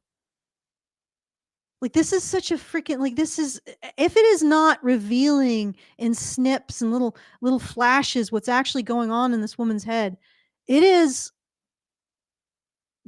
just blather. Yep. All right. Friendship crisis Self-contradictory nowadays blather. is Okay, the this rising doesn't cost matter. of living. Like the financial Okay, barriers to so friendship is so here's much something greater that was now. really curious to me. I guess women are having trouble with friendship because they all have to go out and have drinks or a meal. You can't go watch a movie together, play a game together. No, you all have to go out. You have to go out and spend money on You have to go things. out And and because spend everything money. costs more, it's harder to make friends. Did you guys know that? Did you guys know that friendships are expensive and frivolous? Okay, so you don't have to do things with your friends that require money. In fact, probably if you're doing things with your friends that require money, they may not actually be friends. They're just placeholders so that you don't have to do them outside without, by yourself and feel judged. But here's the other thing. She's talking about how it's financially difficult to have friends now as an impediment to friendship. But certainly that's not an impediment to men taking her out and Mhm. paying for everything. Oh, but anyway, this particular topic isn't that great. So let's Well, that's it. that's That's it. the end Yeah. of it. Yeah. Do you want to look at that BBC thing or something else? We're Um going for about an hour and a half now. I don't know. yeah, like we could look at the BBC thing. Sure. All right, Um we're gonna look at the BBC thing then. All right. So this is an article or is it a blog? I don't even know. What is this? uh it might be let me see. This is an article. Our generation is lonelier, so we're friendship matchmaking. Now, I'll just give you the gist. Essentially, it's like a Bumble for friendship. So they go on these like friend dates and Oh, stuff. it's like a app for making friends? Yes, it's an app for A making friendship friends. app? Oh Yes, god. so That's so women can make pathetic. friends. Oh, Yes, that's you so know, sad, dude. that is actually probably why it's not going to work.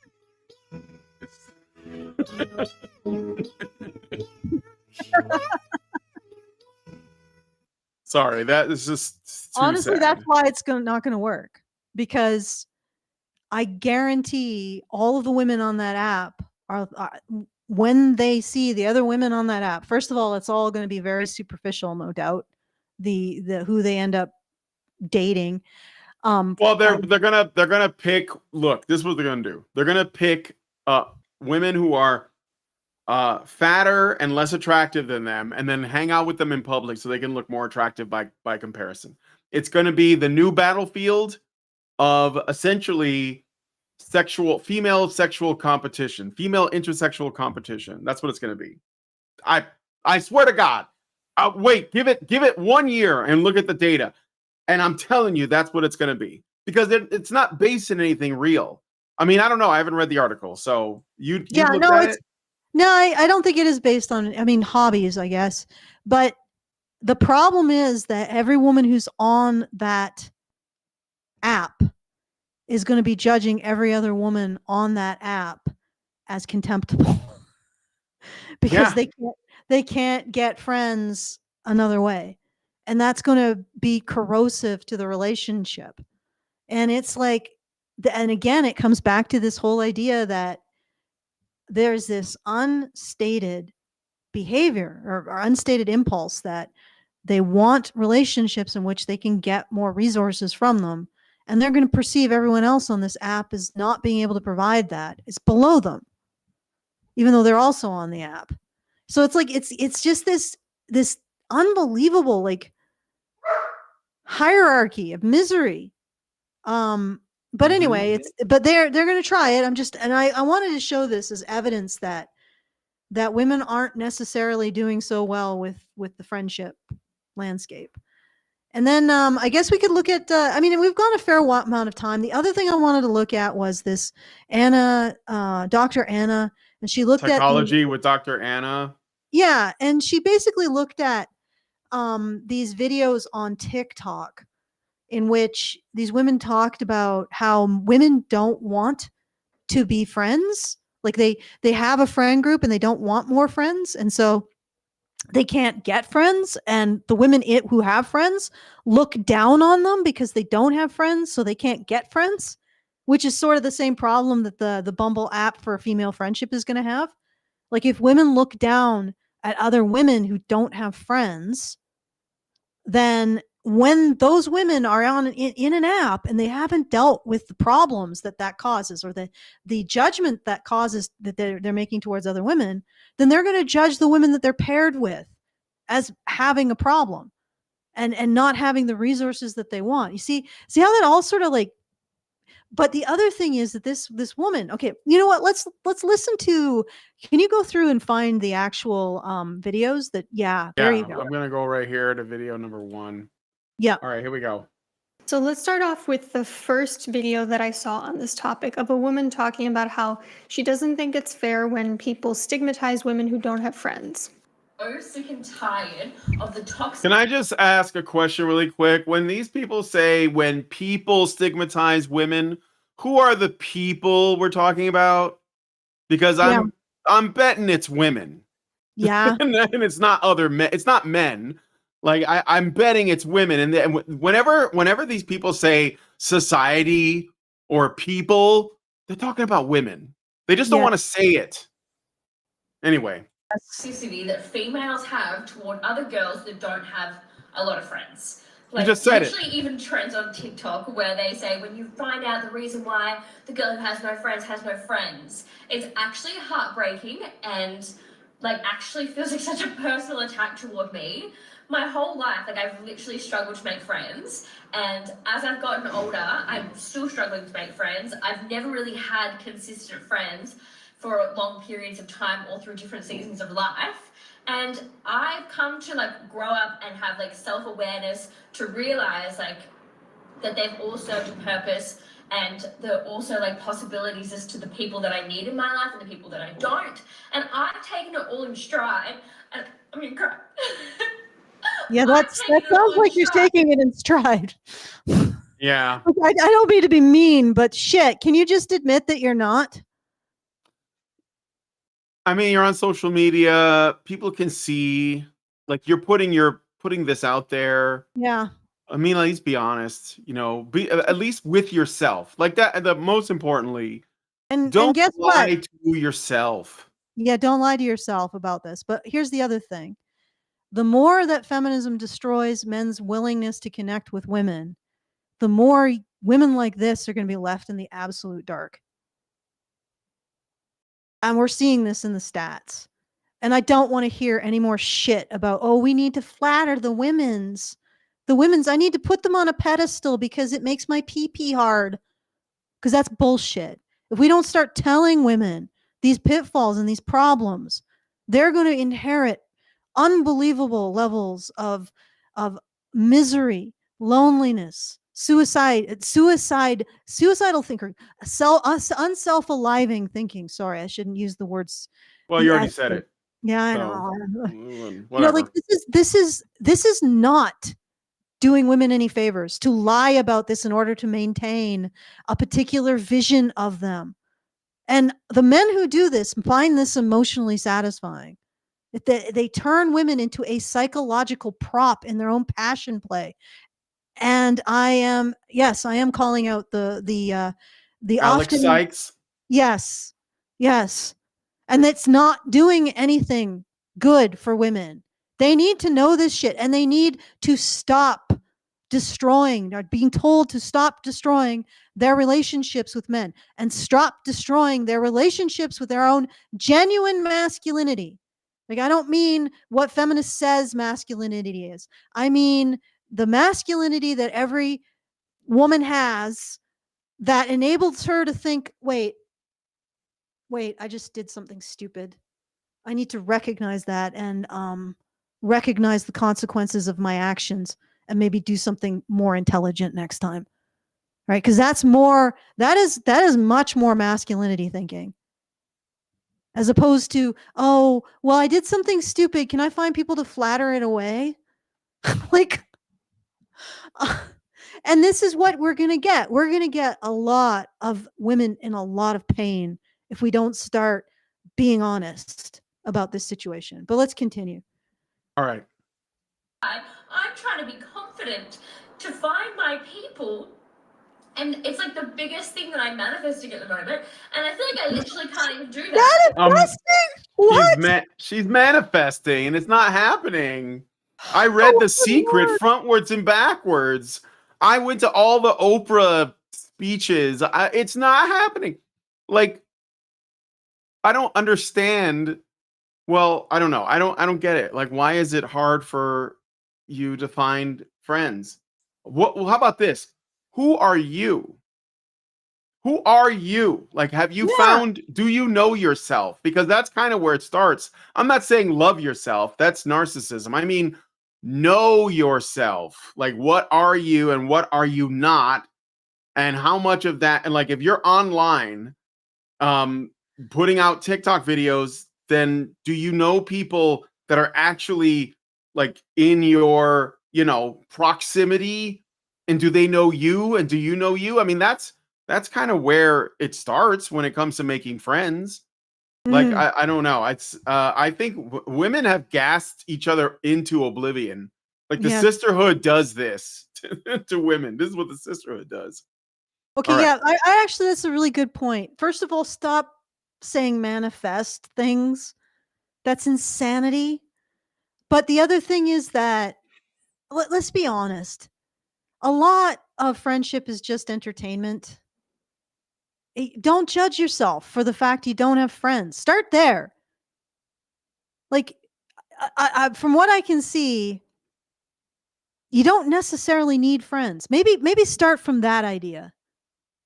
Okay, you're not a bad person if you don't have what I've seen is, it's sort of, no offense to people who are really extroverted, but the ability to create this kind of, vomit forth this kind of warm emotionality is pretty superficial, right?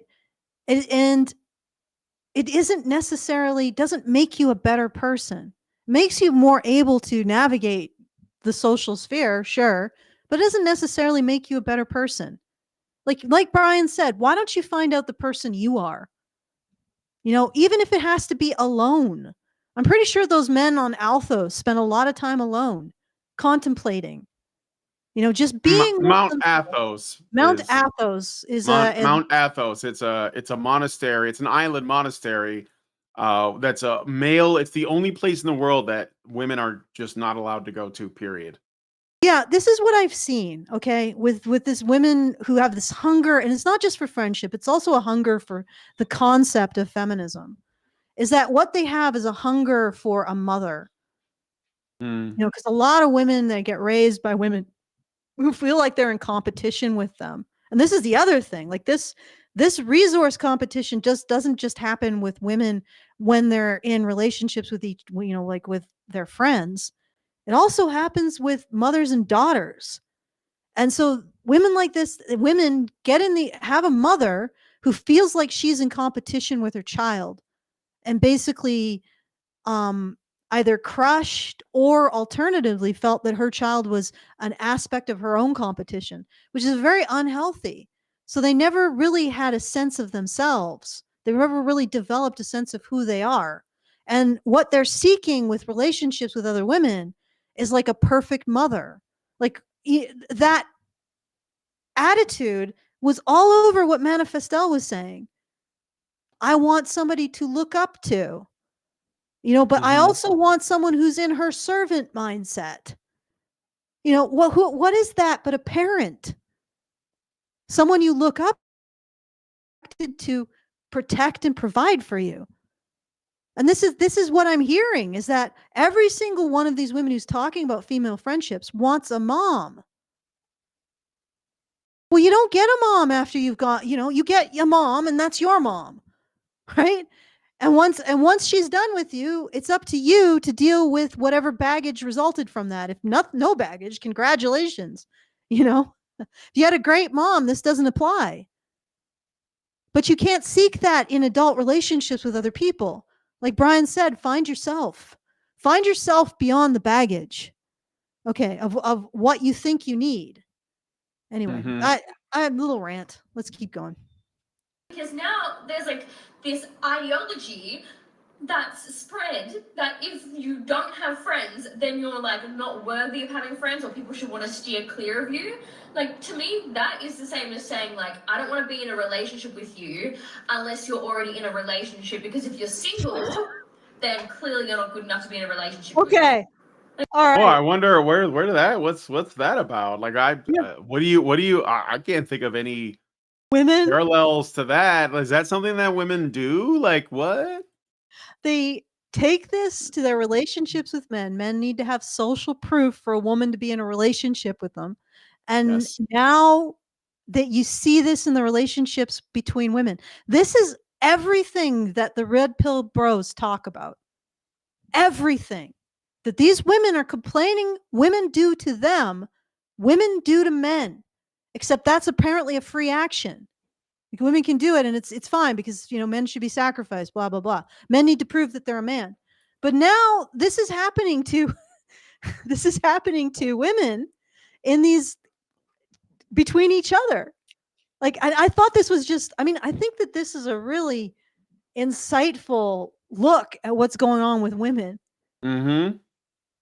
And I yeah, mean, essentially, the standards that they were already holding men to, they're now holding women to, because there's no men around to do that to.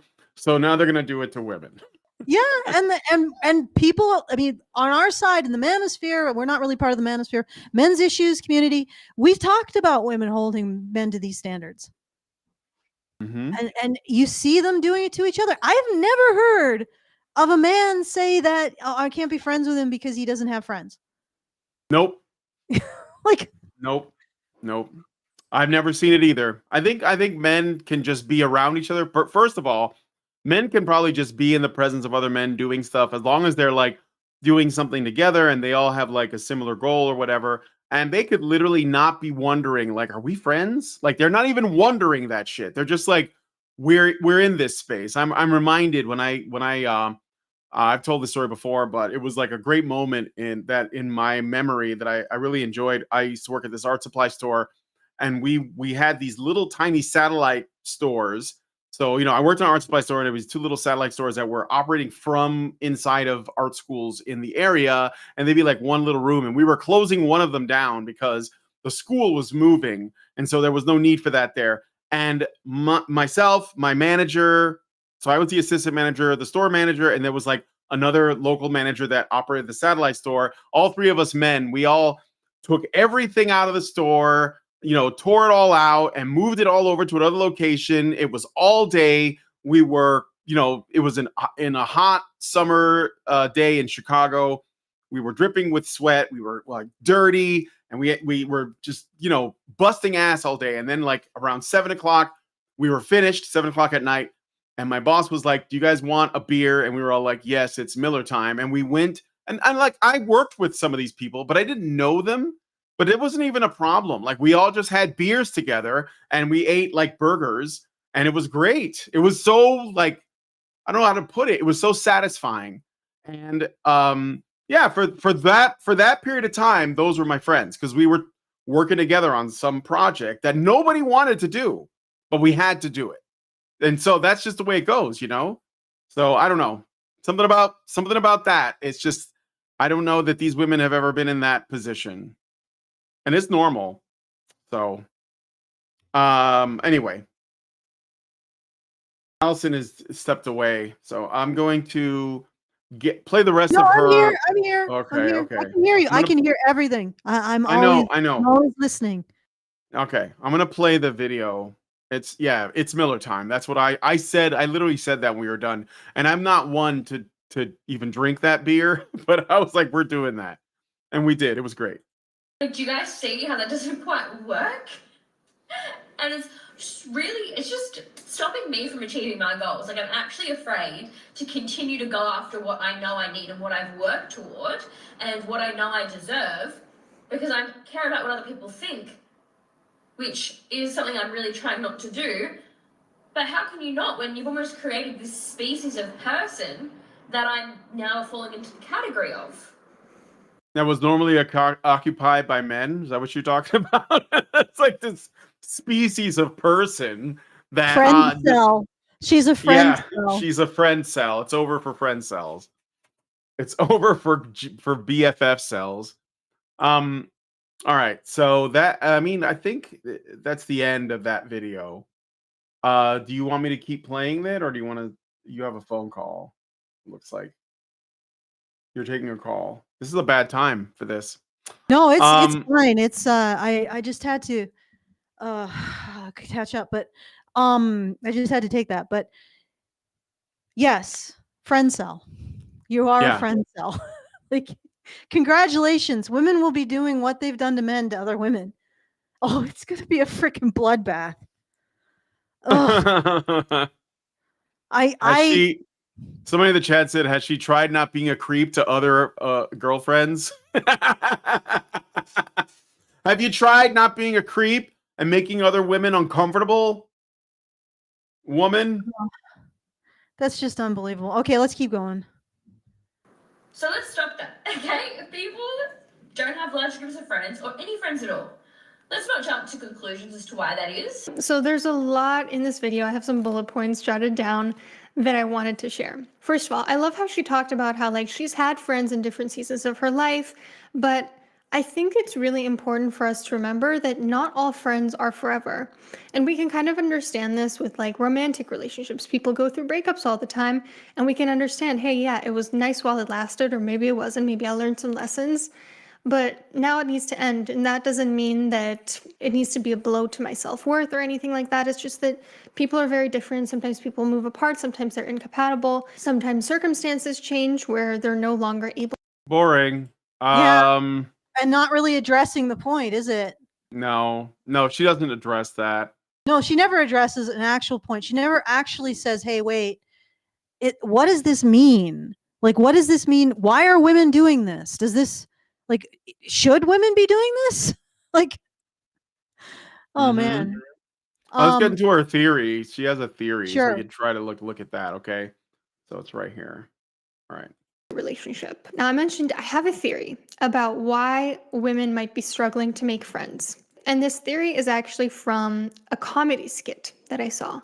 So let me play the comedy skit, and then let me read you some of the comments in response to that comedy skit and how I think this ties in. What do you think of my new neighborhood? Look at the skyline. I know, it's so cute. I love it here. I've been coming here for years because of Cece, remember? Oh, right. I always forget your friend Cece's here, too. Well, she could be your friend, too. I mean, you guys are practically neighbors now. Yeah. This is a comedy skit? You know what I realized? Yeah, I guess so. All right, when your friend keeps trying to put you into someone, this is another example of that first person thing that we talked about a long time ago. Mm-hmm. The POV thing. Yeah, she screwed up the POV. She actually is doing first person, or she thinks she is, but she's showing herself in the third person. Okay. Yep. All right. She's putting herself in as the main character of her own meme.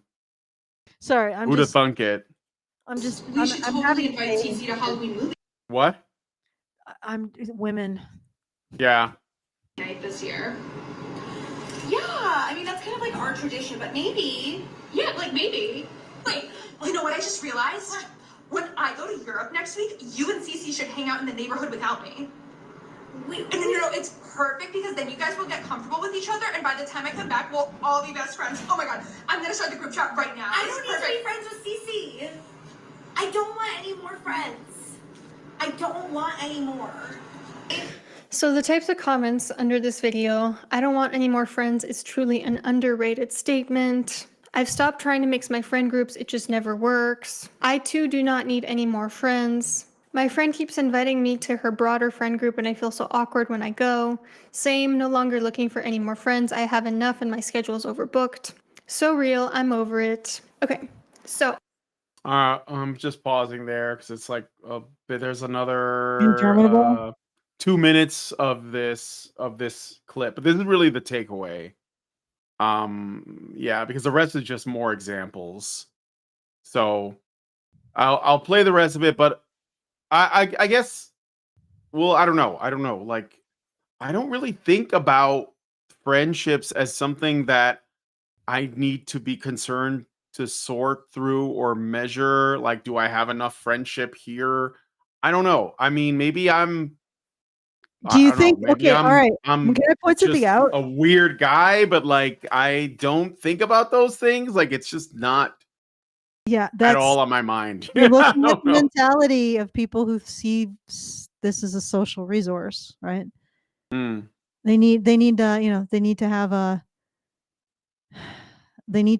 have resources in certain areas because that's the way it is, right?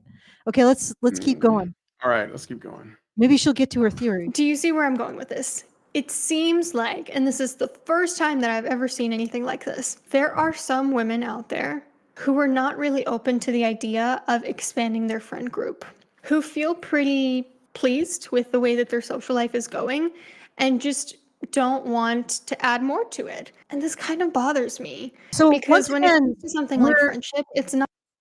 we're dealing with two women who are talking about the crisis in female friendship, and both of them respond to it by saying you solve it by giving me more resources, essentially, or allowing me more access to resources. But let's continue. Okay. Not a matter of adding more people to your life is going to somehow detract, or like you're not going to be able to spread all your energy evenly among them, or you're going to start neglecting other friends. It's not like that. More people just bring more connection, more opportunities to grow, more opportunities for joy, more experiences. I've always been a person that kind of thirsted. So, okay, actually, let's let her finish because I'm gonna say for connecting with people one-on-one.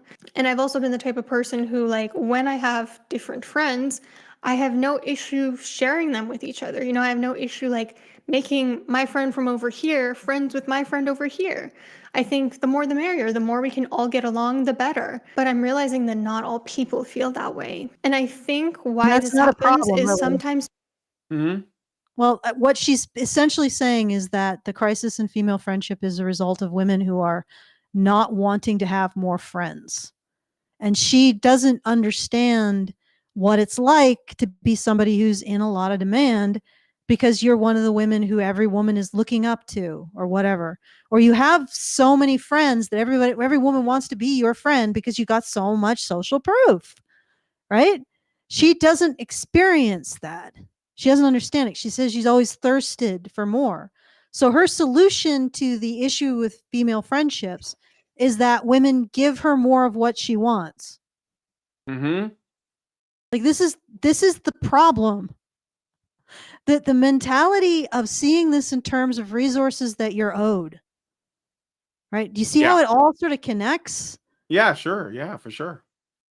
All right, let's keep All going. right. Let's this is just 30 seconds left. People form a friend group that is so insular that it turns into almost kind of like a clique, and they don't want anything to disrupt the roles inside that friend group. They don't really want to put themselves outside their comfort zone, and like, yeah, maybe you have to be a little bit awkward and embarrassing when you're putting yourself out there making a new friend. They don't want to do that. They just kind of want to stay in their lukewarm comfort zone, and they don't want anything to start any waves. So what do you think about this theory? Do you think this might be part of the reason why I think a lot of people are struggling to make friends right now? Because a lot of friend groups are already established and people just don't want anything to change in their social groups. Well, yeah, I would say that is true because women want social proof, Mm-hmm. right? So the women who have it are able to gain more friends than they need. And the women who don't have it are friend cells.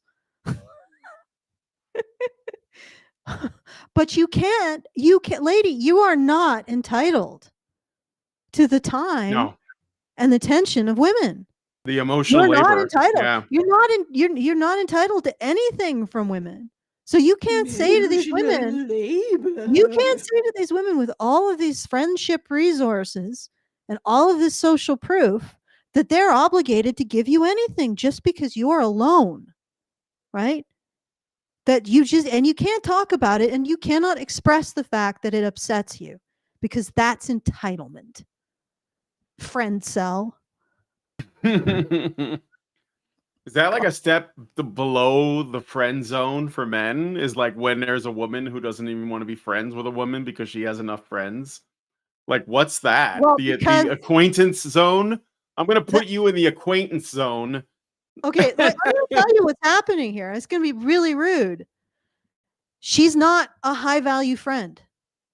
She's low energy. She has less charisma. She isn't fashionable in the same way that these other women. She probably doesn't have the same level of social proof. She probably awkward and autistic. And I'm not saying this that I'm not that way, right? I'm just being honest. She is in the female hierarchy. She's considered low value as a friend. That's why women aren't friending her, right?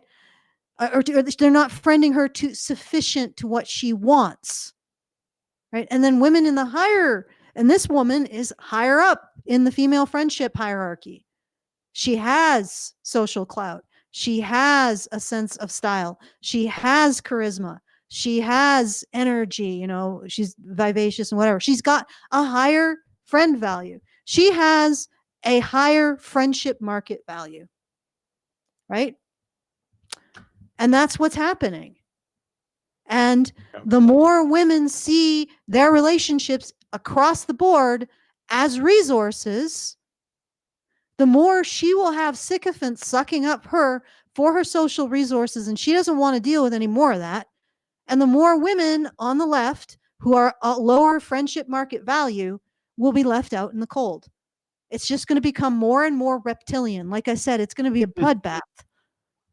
And it's because we cannot call women out on their behavior and their expectations. And we didn't when they were doing this to men. And they are now going to start doing it to each other. And it is going to be much, much worse for women as a result of that. Yep. Okay. All right. You Well, can watch the second video if you want. That's basically the. You want to do the lavender thing? We've gone for 2 hours now. Quickly. We'll do it quickly, but we won't do the lavender thing. Let's do the second video. There's a second video. Oh, the next video and this video? Yeah, You let's mean? do Okay. yeah. All right. Watch some more TikToks about female loneliness. I don't have a group of girls. I don't have besties. I don't have a best friend. I've always been a really solo person. Like my Enneagram personality is type 4, the individualist. Like I've always been a solo kid when I was really young. I just wanted to play on my own, be on my own. I like being in my bedroom. Like I've always been a very solo person. I don't know if it's that or a mix of that and the fact that when I was in school, I had really toxic friendships. I had a really difficult experience with friendships. My best friend was my bully. If you know, you know. And I just find it hard to connect. However, I always have this feeling of emptiness and longing for this friendship. I've never been on a girls' trip. I've never had like a birthday party with friends. Like my birthday party is family. And the thing I'm just pausing for the banana there. I'm considering like what I see women doing with each other and the nastiness I see. Is it really worth it? Like, do you really can you really have friends with people who are just about social clout? No, I don't think so. So this is not friendship. We are not discussing people talking about friendship, We're discussing people talking about social conveniences. That makes Yeah, sense. if they complain about past friendships being toxic or being friends with a bully or whatever, it gives like he was a narcissist vibes. You know, Yeah. like though my ex-boyfriend, he was the worst, he gaslit me, he was a narcissist, etc. And it just makes you think, so is it really all his fault? I don't know. All right. Is I'm such a family person as well. Like, to be honest, I'd love to spend my days with my sister, with my niece and nephews, hanging out with my mum. I'm a homebody. I love being around my boyfriends. Like, I've always been like that, and I know so many girls, people are like that. However, it doesn't take away the fact that I would just love to have friends. And I've always felt like I must be a massive bitch. There must be a reason. I must be the problem. It's difficult. Like, the thing is I consider myself a Maybe. very nice person. A little humility goes a long way. I don't know. Well, you might be a massive bitch. I don't know, but the thing is, am I a massive bitch? But I think of myself as a nice person. Well, I don't want to say, like, I can't tell because I don't know what she's like, but who knows? Maybe you're putting your hunger out there. Like, you're like, oh, I really want This is friends. this is definitely one of those things where if a woman is trying to figure out like a problem and she's talking to her man, and the best thing for a man to do is just let her talk because she'll probably talk herself into the solution eventually. Don't try to Mm. solve the problem, just let them go on and on about it. And Let eventually them they'll be cook. like, maybe it's me. And then you'll just sit there and say, you could be onto something. Well, let's finish it. All right. We Very won't do good that. friend. I will have your back if you need me. I'm there. If you ring me in the middle of the night, I'm there for you. I will trust you. I'm trusting. I'm trustworthy. I'm a girl's girl. I will have your back. I will be up on the phone to you to whatever time, giving you relationship advice if you're going through it. I will never judge you for going back to that guy Yeah, again but and you again don't and have again. any other friends, so you have no social proof. Like, you're like a guy saying, "I'm a nice guy." Yep. Like, I'm sorry, lady, it's cutthroat, and as a friend cell, you're not entitled to any woman's affection or time. Like, yeah, and the fact that you're even at the fact you're starting to feel a little creepy, just maybe be a little less creepy. That might work. The other thing is, have you considered you have a terrible personality? Like, not just a normal terrible personality, like you're a massive bitch. I'm talking about like legitimate, hideous, like centipedes in your brain kind of personality. Have you considered that? Like, does that make you feel better that I'm telling you that you have a terrible personality and that's the problem? Right? Know thyself. Just saying. Like No, I don't know if no, I if you know she recognize the could. things that I'm saying. I recognize what you're saying. I know the words that are coming out of your mouth, as Chris Tucker would say. But Yeah, but seriously, like, it's not women's problem that she's a friend cell. She just has a horrible personality that repulses people on a cellular level. And well, maybe there's something more tragic. Maybe like women like this have never needed to be anything other than present to like get the social benefits. Like oh just yeah, like, being there is enough. And now that you have to like be more than lawn furniture, it's asking too much. And I think like maybe like women like this didn't learn about like the importance of like I don't know, like developing yourself as a person. Like when I another story I got to tell really quick. So when I used to work at a gift shop. It was before the art supply store, years before. I was like in my 20s, and it was a girl that worked as I'm pretty sure she was a secretary in it was in the Willis Tower, which was at the time the tallest tower building in the world, and there are all these law firms in there. And there was this girl, she was stunning. Like, I mean, I would just knocked me right off my feet, very attractive. And I asked her out. I just got and I was like working the card shop, right? So I didn't think I had a chance, but I did, and she agreed. And then we went to a movie. We saw Memento. It was the first time I ever seen Memento. If you haven't seen it, it's a good film. And after the movie was over, I was like, where we're gonna talk, and we sat down, and I was like, so what'd you think about the movie? Now, if you've never seen it, um, it's a very like cerebral movie. She didn't get it at all. And then I started asking her questions about like, so what do you like to do? What are your interests? Whatever. She had nothing. She had a dog. She watched TV. That was it. She had no interest. She had no hobbies. She had no pursuit. She didn't like to watch movies. She didn't like talk about art. She didn't have an interest in history. She didn't have interests at all. She just worked really hard to look really good. And there was Mm. nothing else there. And we never went out again. And I think that maybe, and it's a sad thing because I think that if you are someone that loves life, you will seek things out that you will find joy in, whatever it is, a passion. Maybe you like to make music, maybe you like to, read history, maybe you're interested in theology, maybe you're interested in sculpture. I don't know, something, right? There was nothing there culturally that I could bounce anything off of except a 10 body. Like, she was just super hot, but there was nothing there. And it was really sad because I couldn't take interest in her. She just wasn't attractive to me. And in fact, I learned that she had like fake extensions in her hair, and so it was like everything was serving this thing that she was putting forward that wasn't even really her. Mm. And I was like, well, who are you then? So, and this goes back to what I was saying before. I'm not saying that that's what this woman is doing, but I do think that friendships are built on something of substance. And Mm. it could be something small. Maybe you have a hobby in common. Maybe you have a similar interest, but it's probably better if you are, one that has the humility to be able to share in an experience and be open to whatever and allow yourself to be vulnerable with other people. I mean, with some wisdom, because you don't know, that people could take advantage of that. But I mean, that's the only way you're going to make it. You're not just going to be like, I want to make friends. And then someone's going to like send in an application and then you're going to approve of the application. You're going to become friends. It's not how that works. So I don't know. I just think that it's a tragic thing because what we've been talking about all this time, I am the table. See, that's where that gets you because then you do nothing else but the table. And now, if men walk away from the table, and they're like, "Well, I don't want anything to do with that."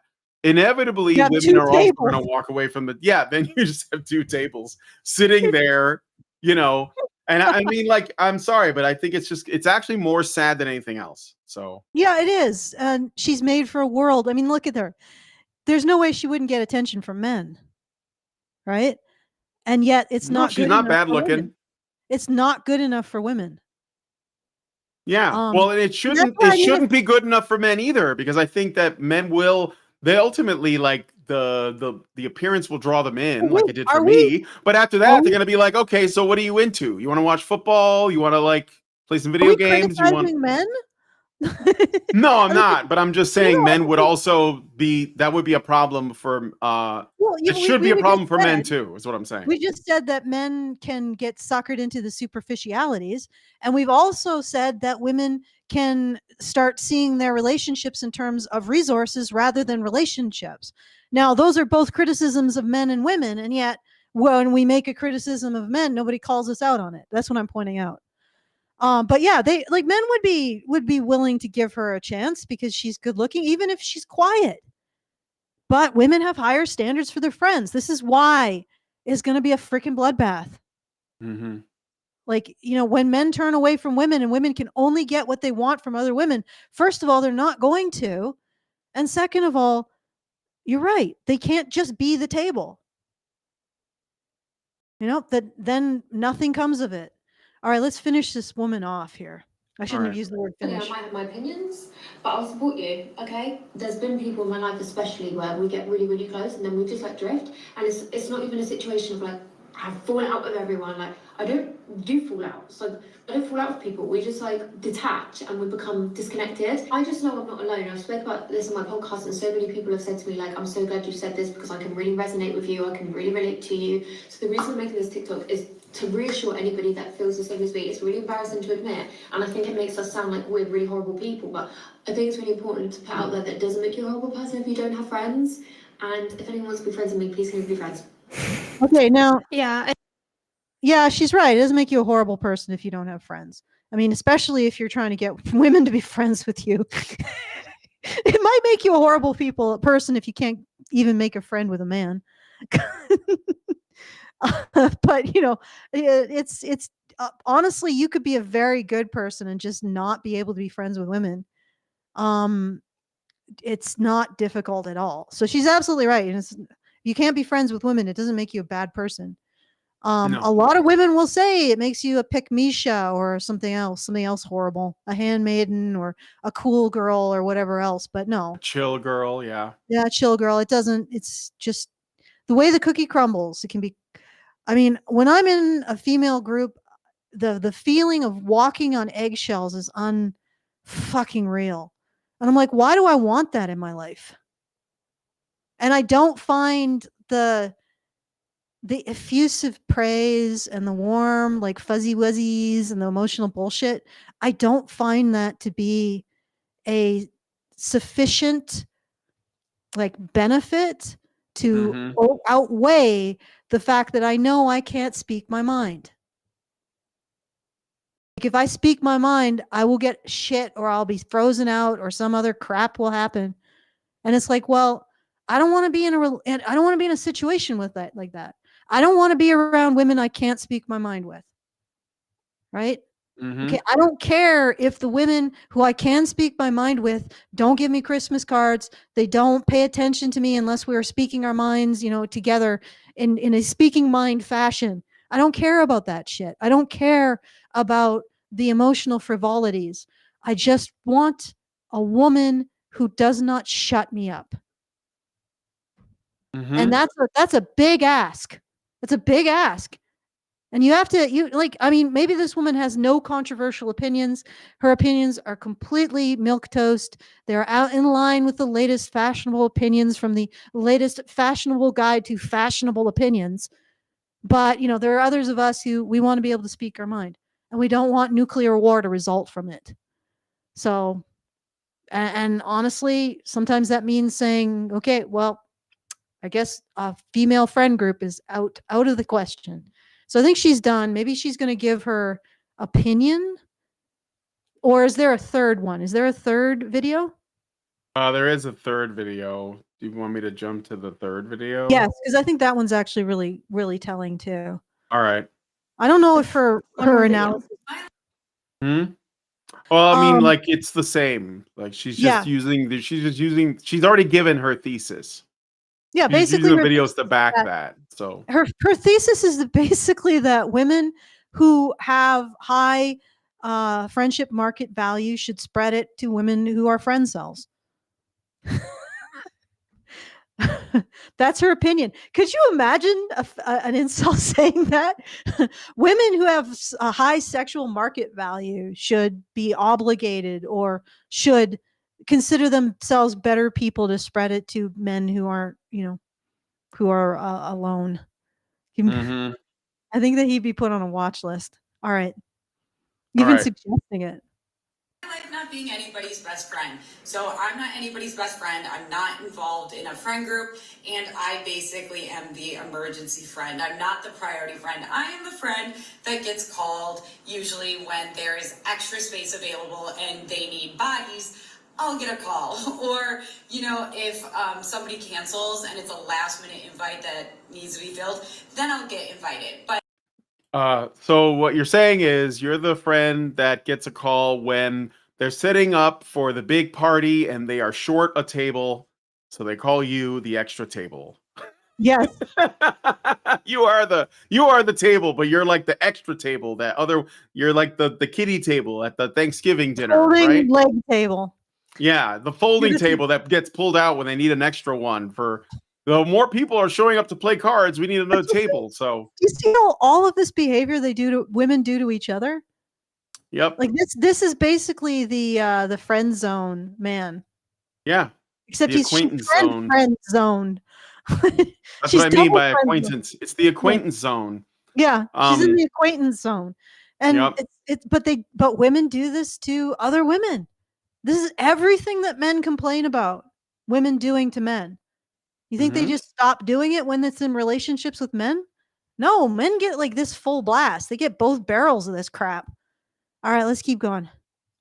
But 9 times out of 10, I'm not the friend that is invited right off the bat. I don't belong to like a robust friend group, and I really don't belong to a friend group at all. And I don't have anybody that calls me their best friend. This can be like pretty isolating sometimes because society puts a lot of pressure on us to have like a best friend and to definitely have a friend group. Here's a And pro tip.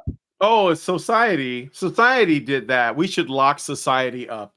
We should put society in the corner and make him wear a dunce cap.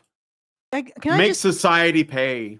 Yeah, but We also live in pro one. tip, society is probably the expectations you're putting on yourself, the expectations that the women in your life are putting on you. I Yeah, don't but think the men give a why crap. take responsibility for that when you can just blame society for it? Yeah. Just society did this. What does it mean? I don't know. I'm just saying it because I don't want to take responsibility. Yeah. Society needs to go to sensitivity training.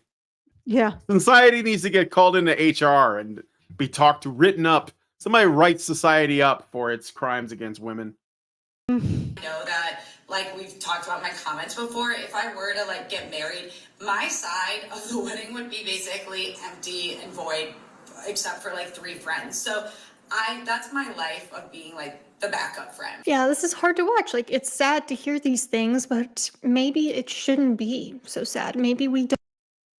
Oh, so basically what she then says is maybe it's okay to be lonely when you're a woman. Maybe that's okay. Like if you're feeling a loneliness, then you should probably consider what you can do to address it so you don't feel loneliness anymore. And Is that there's a what she number of said? things you could do.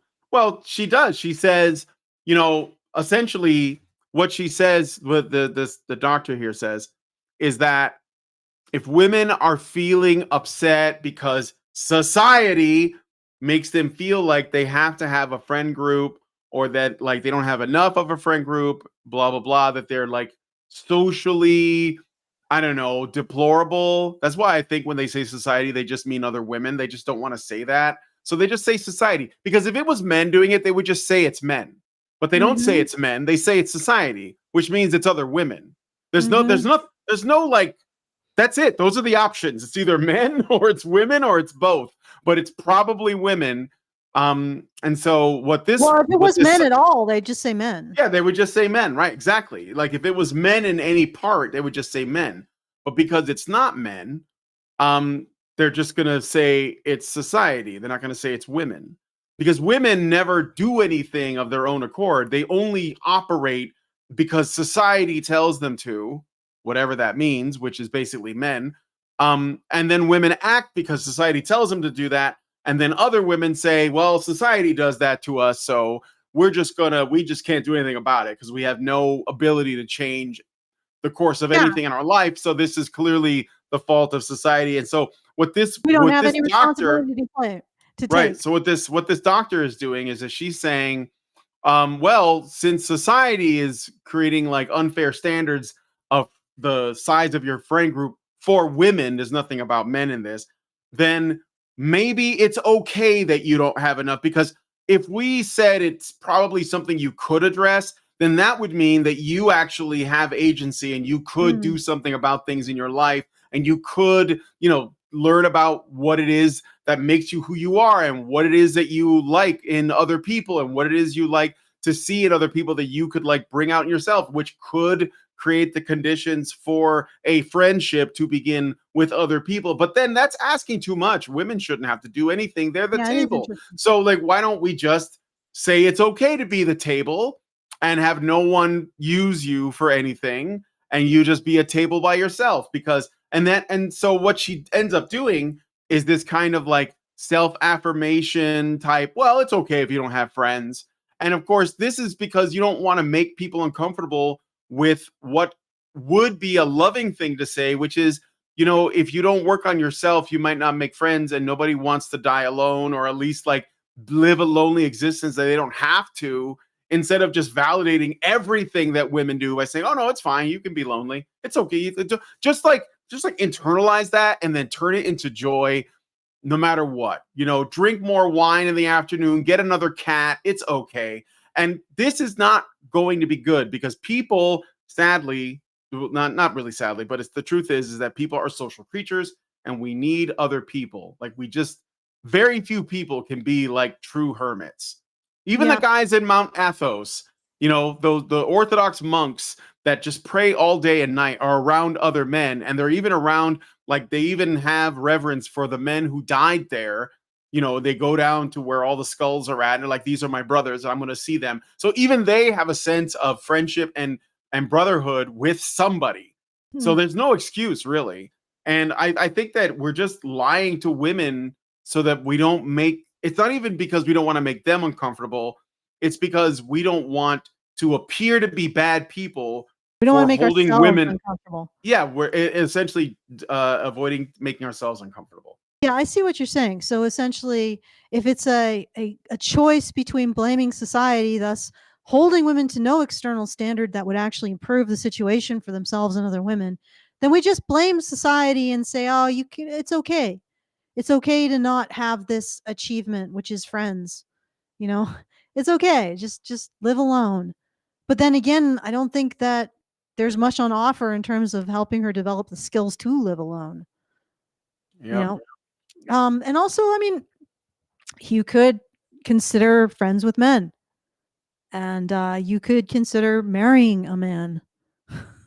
Yeah, you You could know, consider, like, all that could lead to, again, women that, I'm not saying that you have to do this, but women who are married and then consequently have children, there is already a community of other women who are married with children, and that right there, just that could create, like, amazing friendships.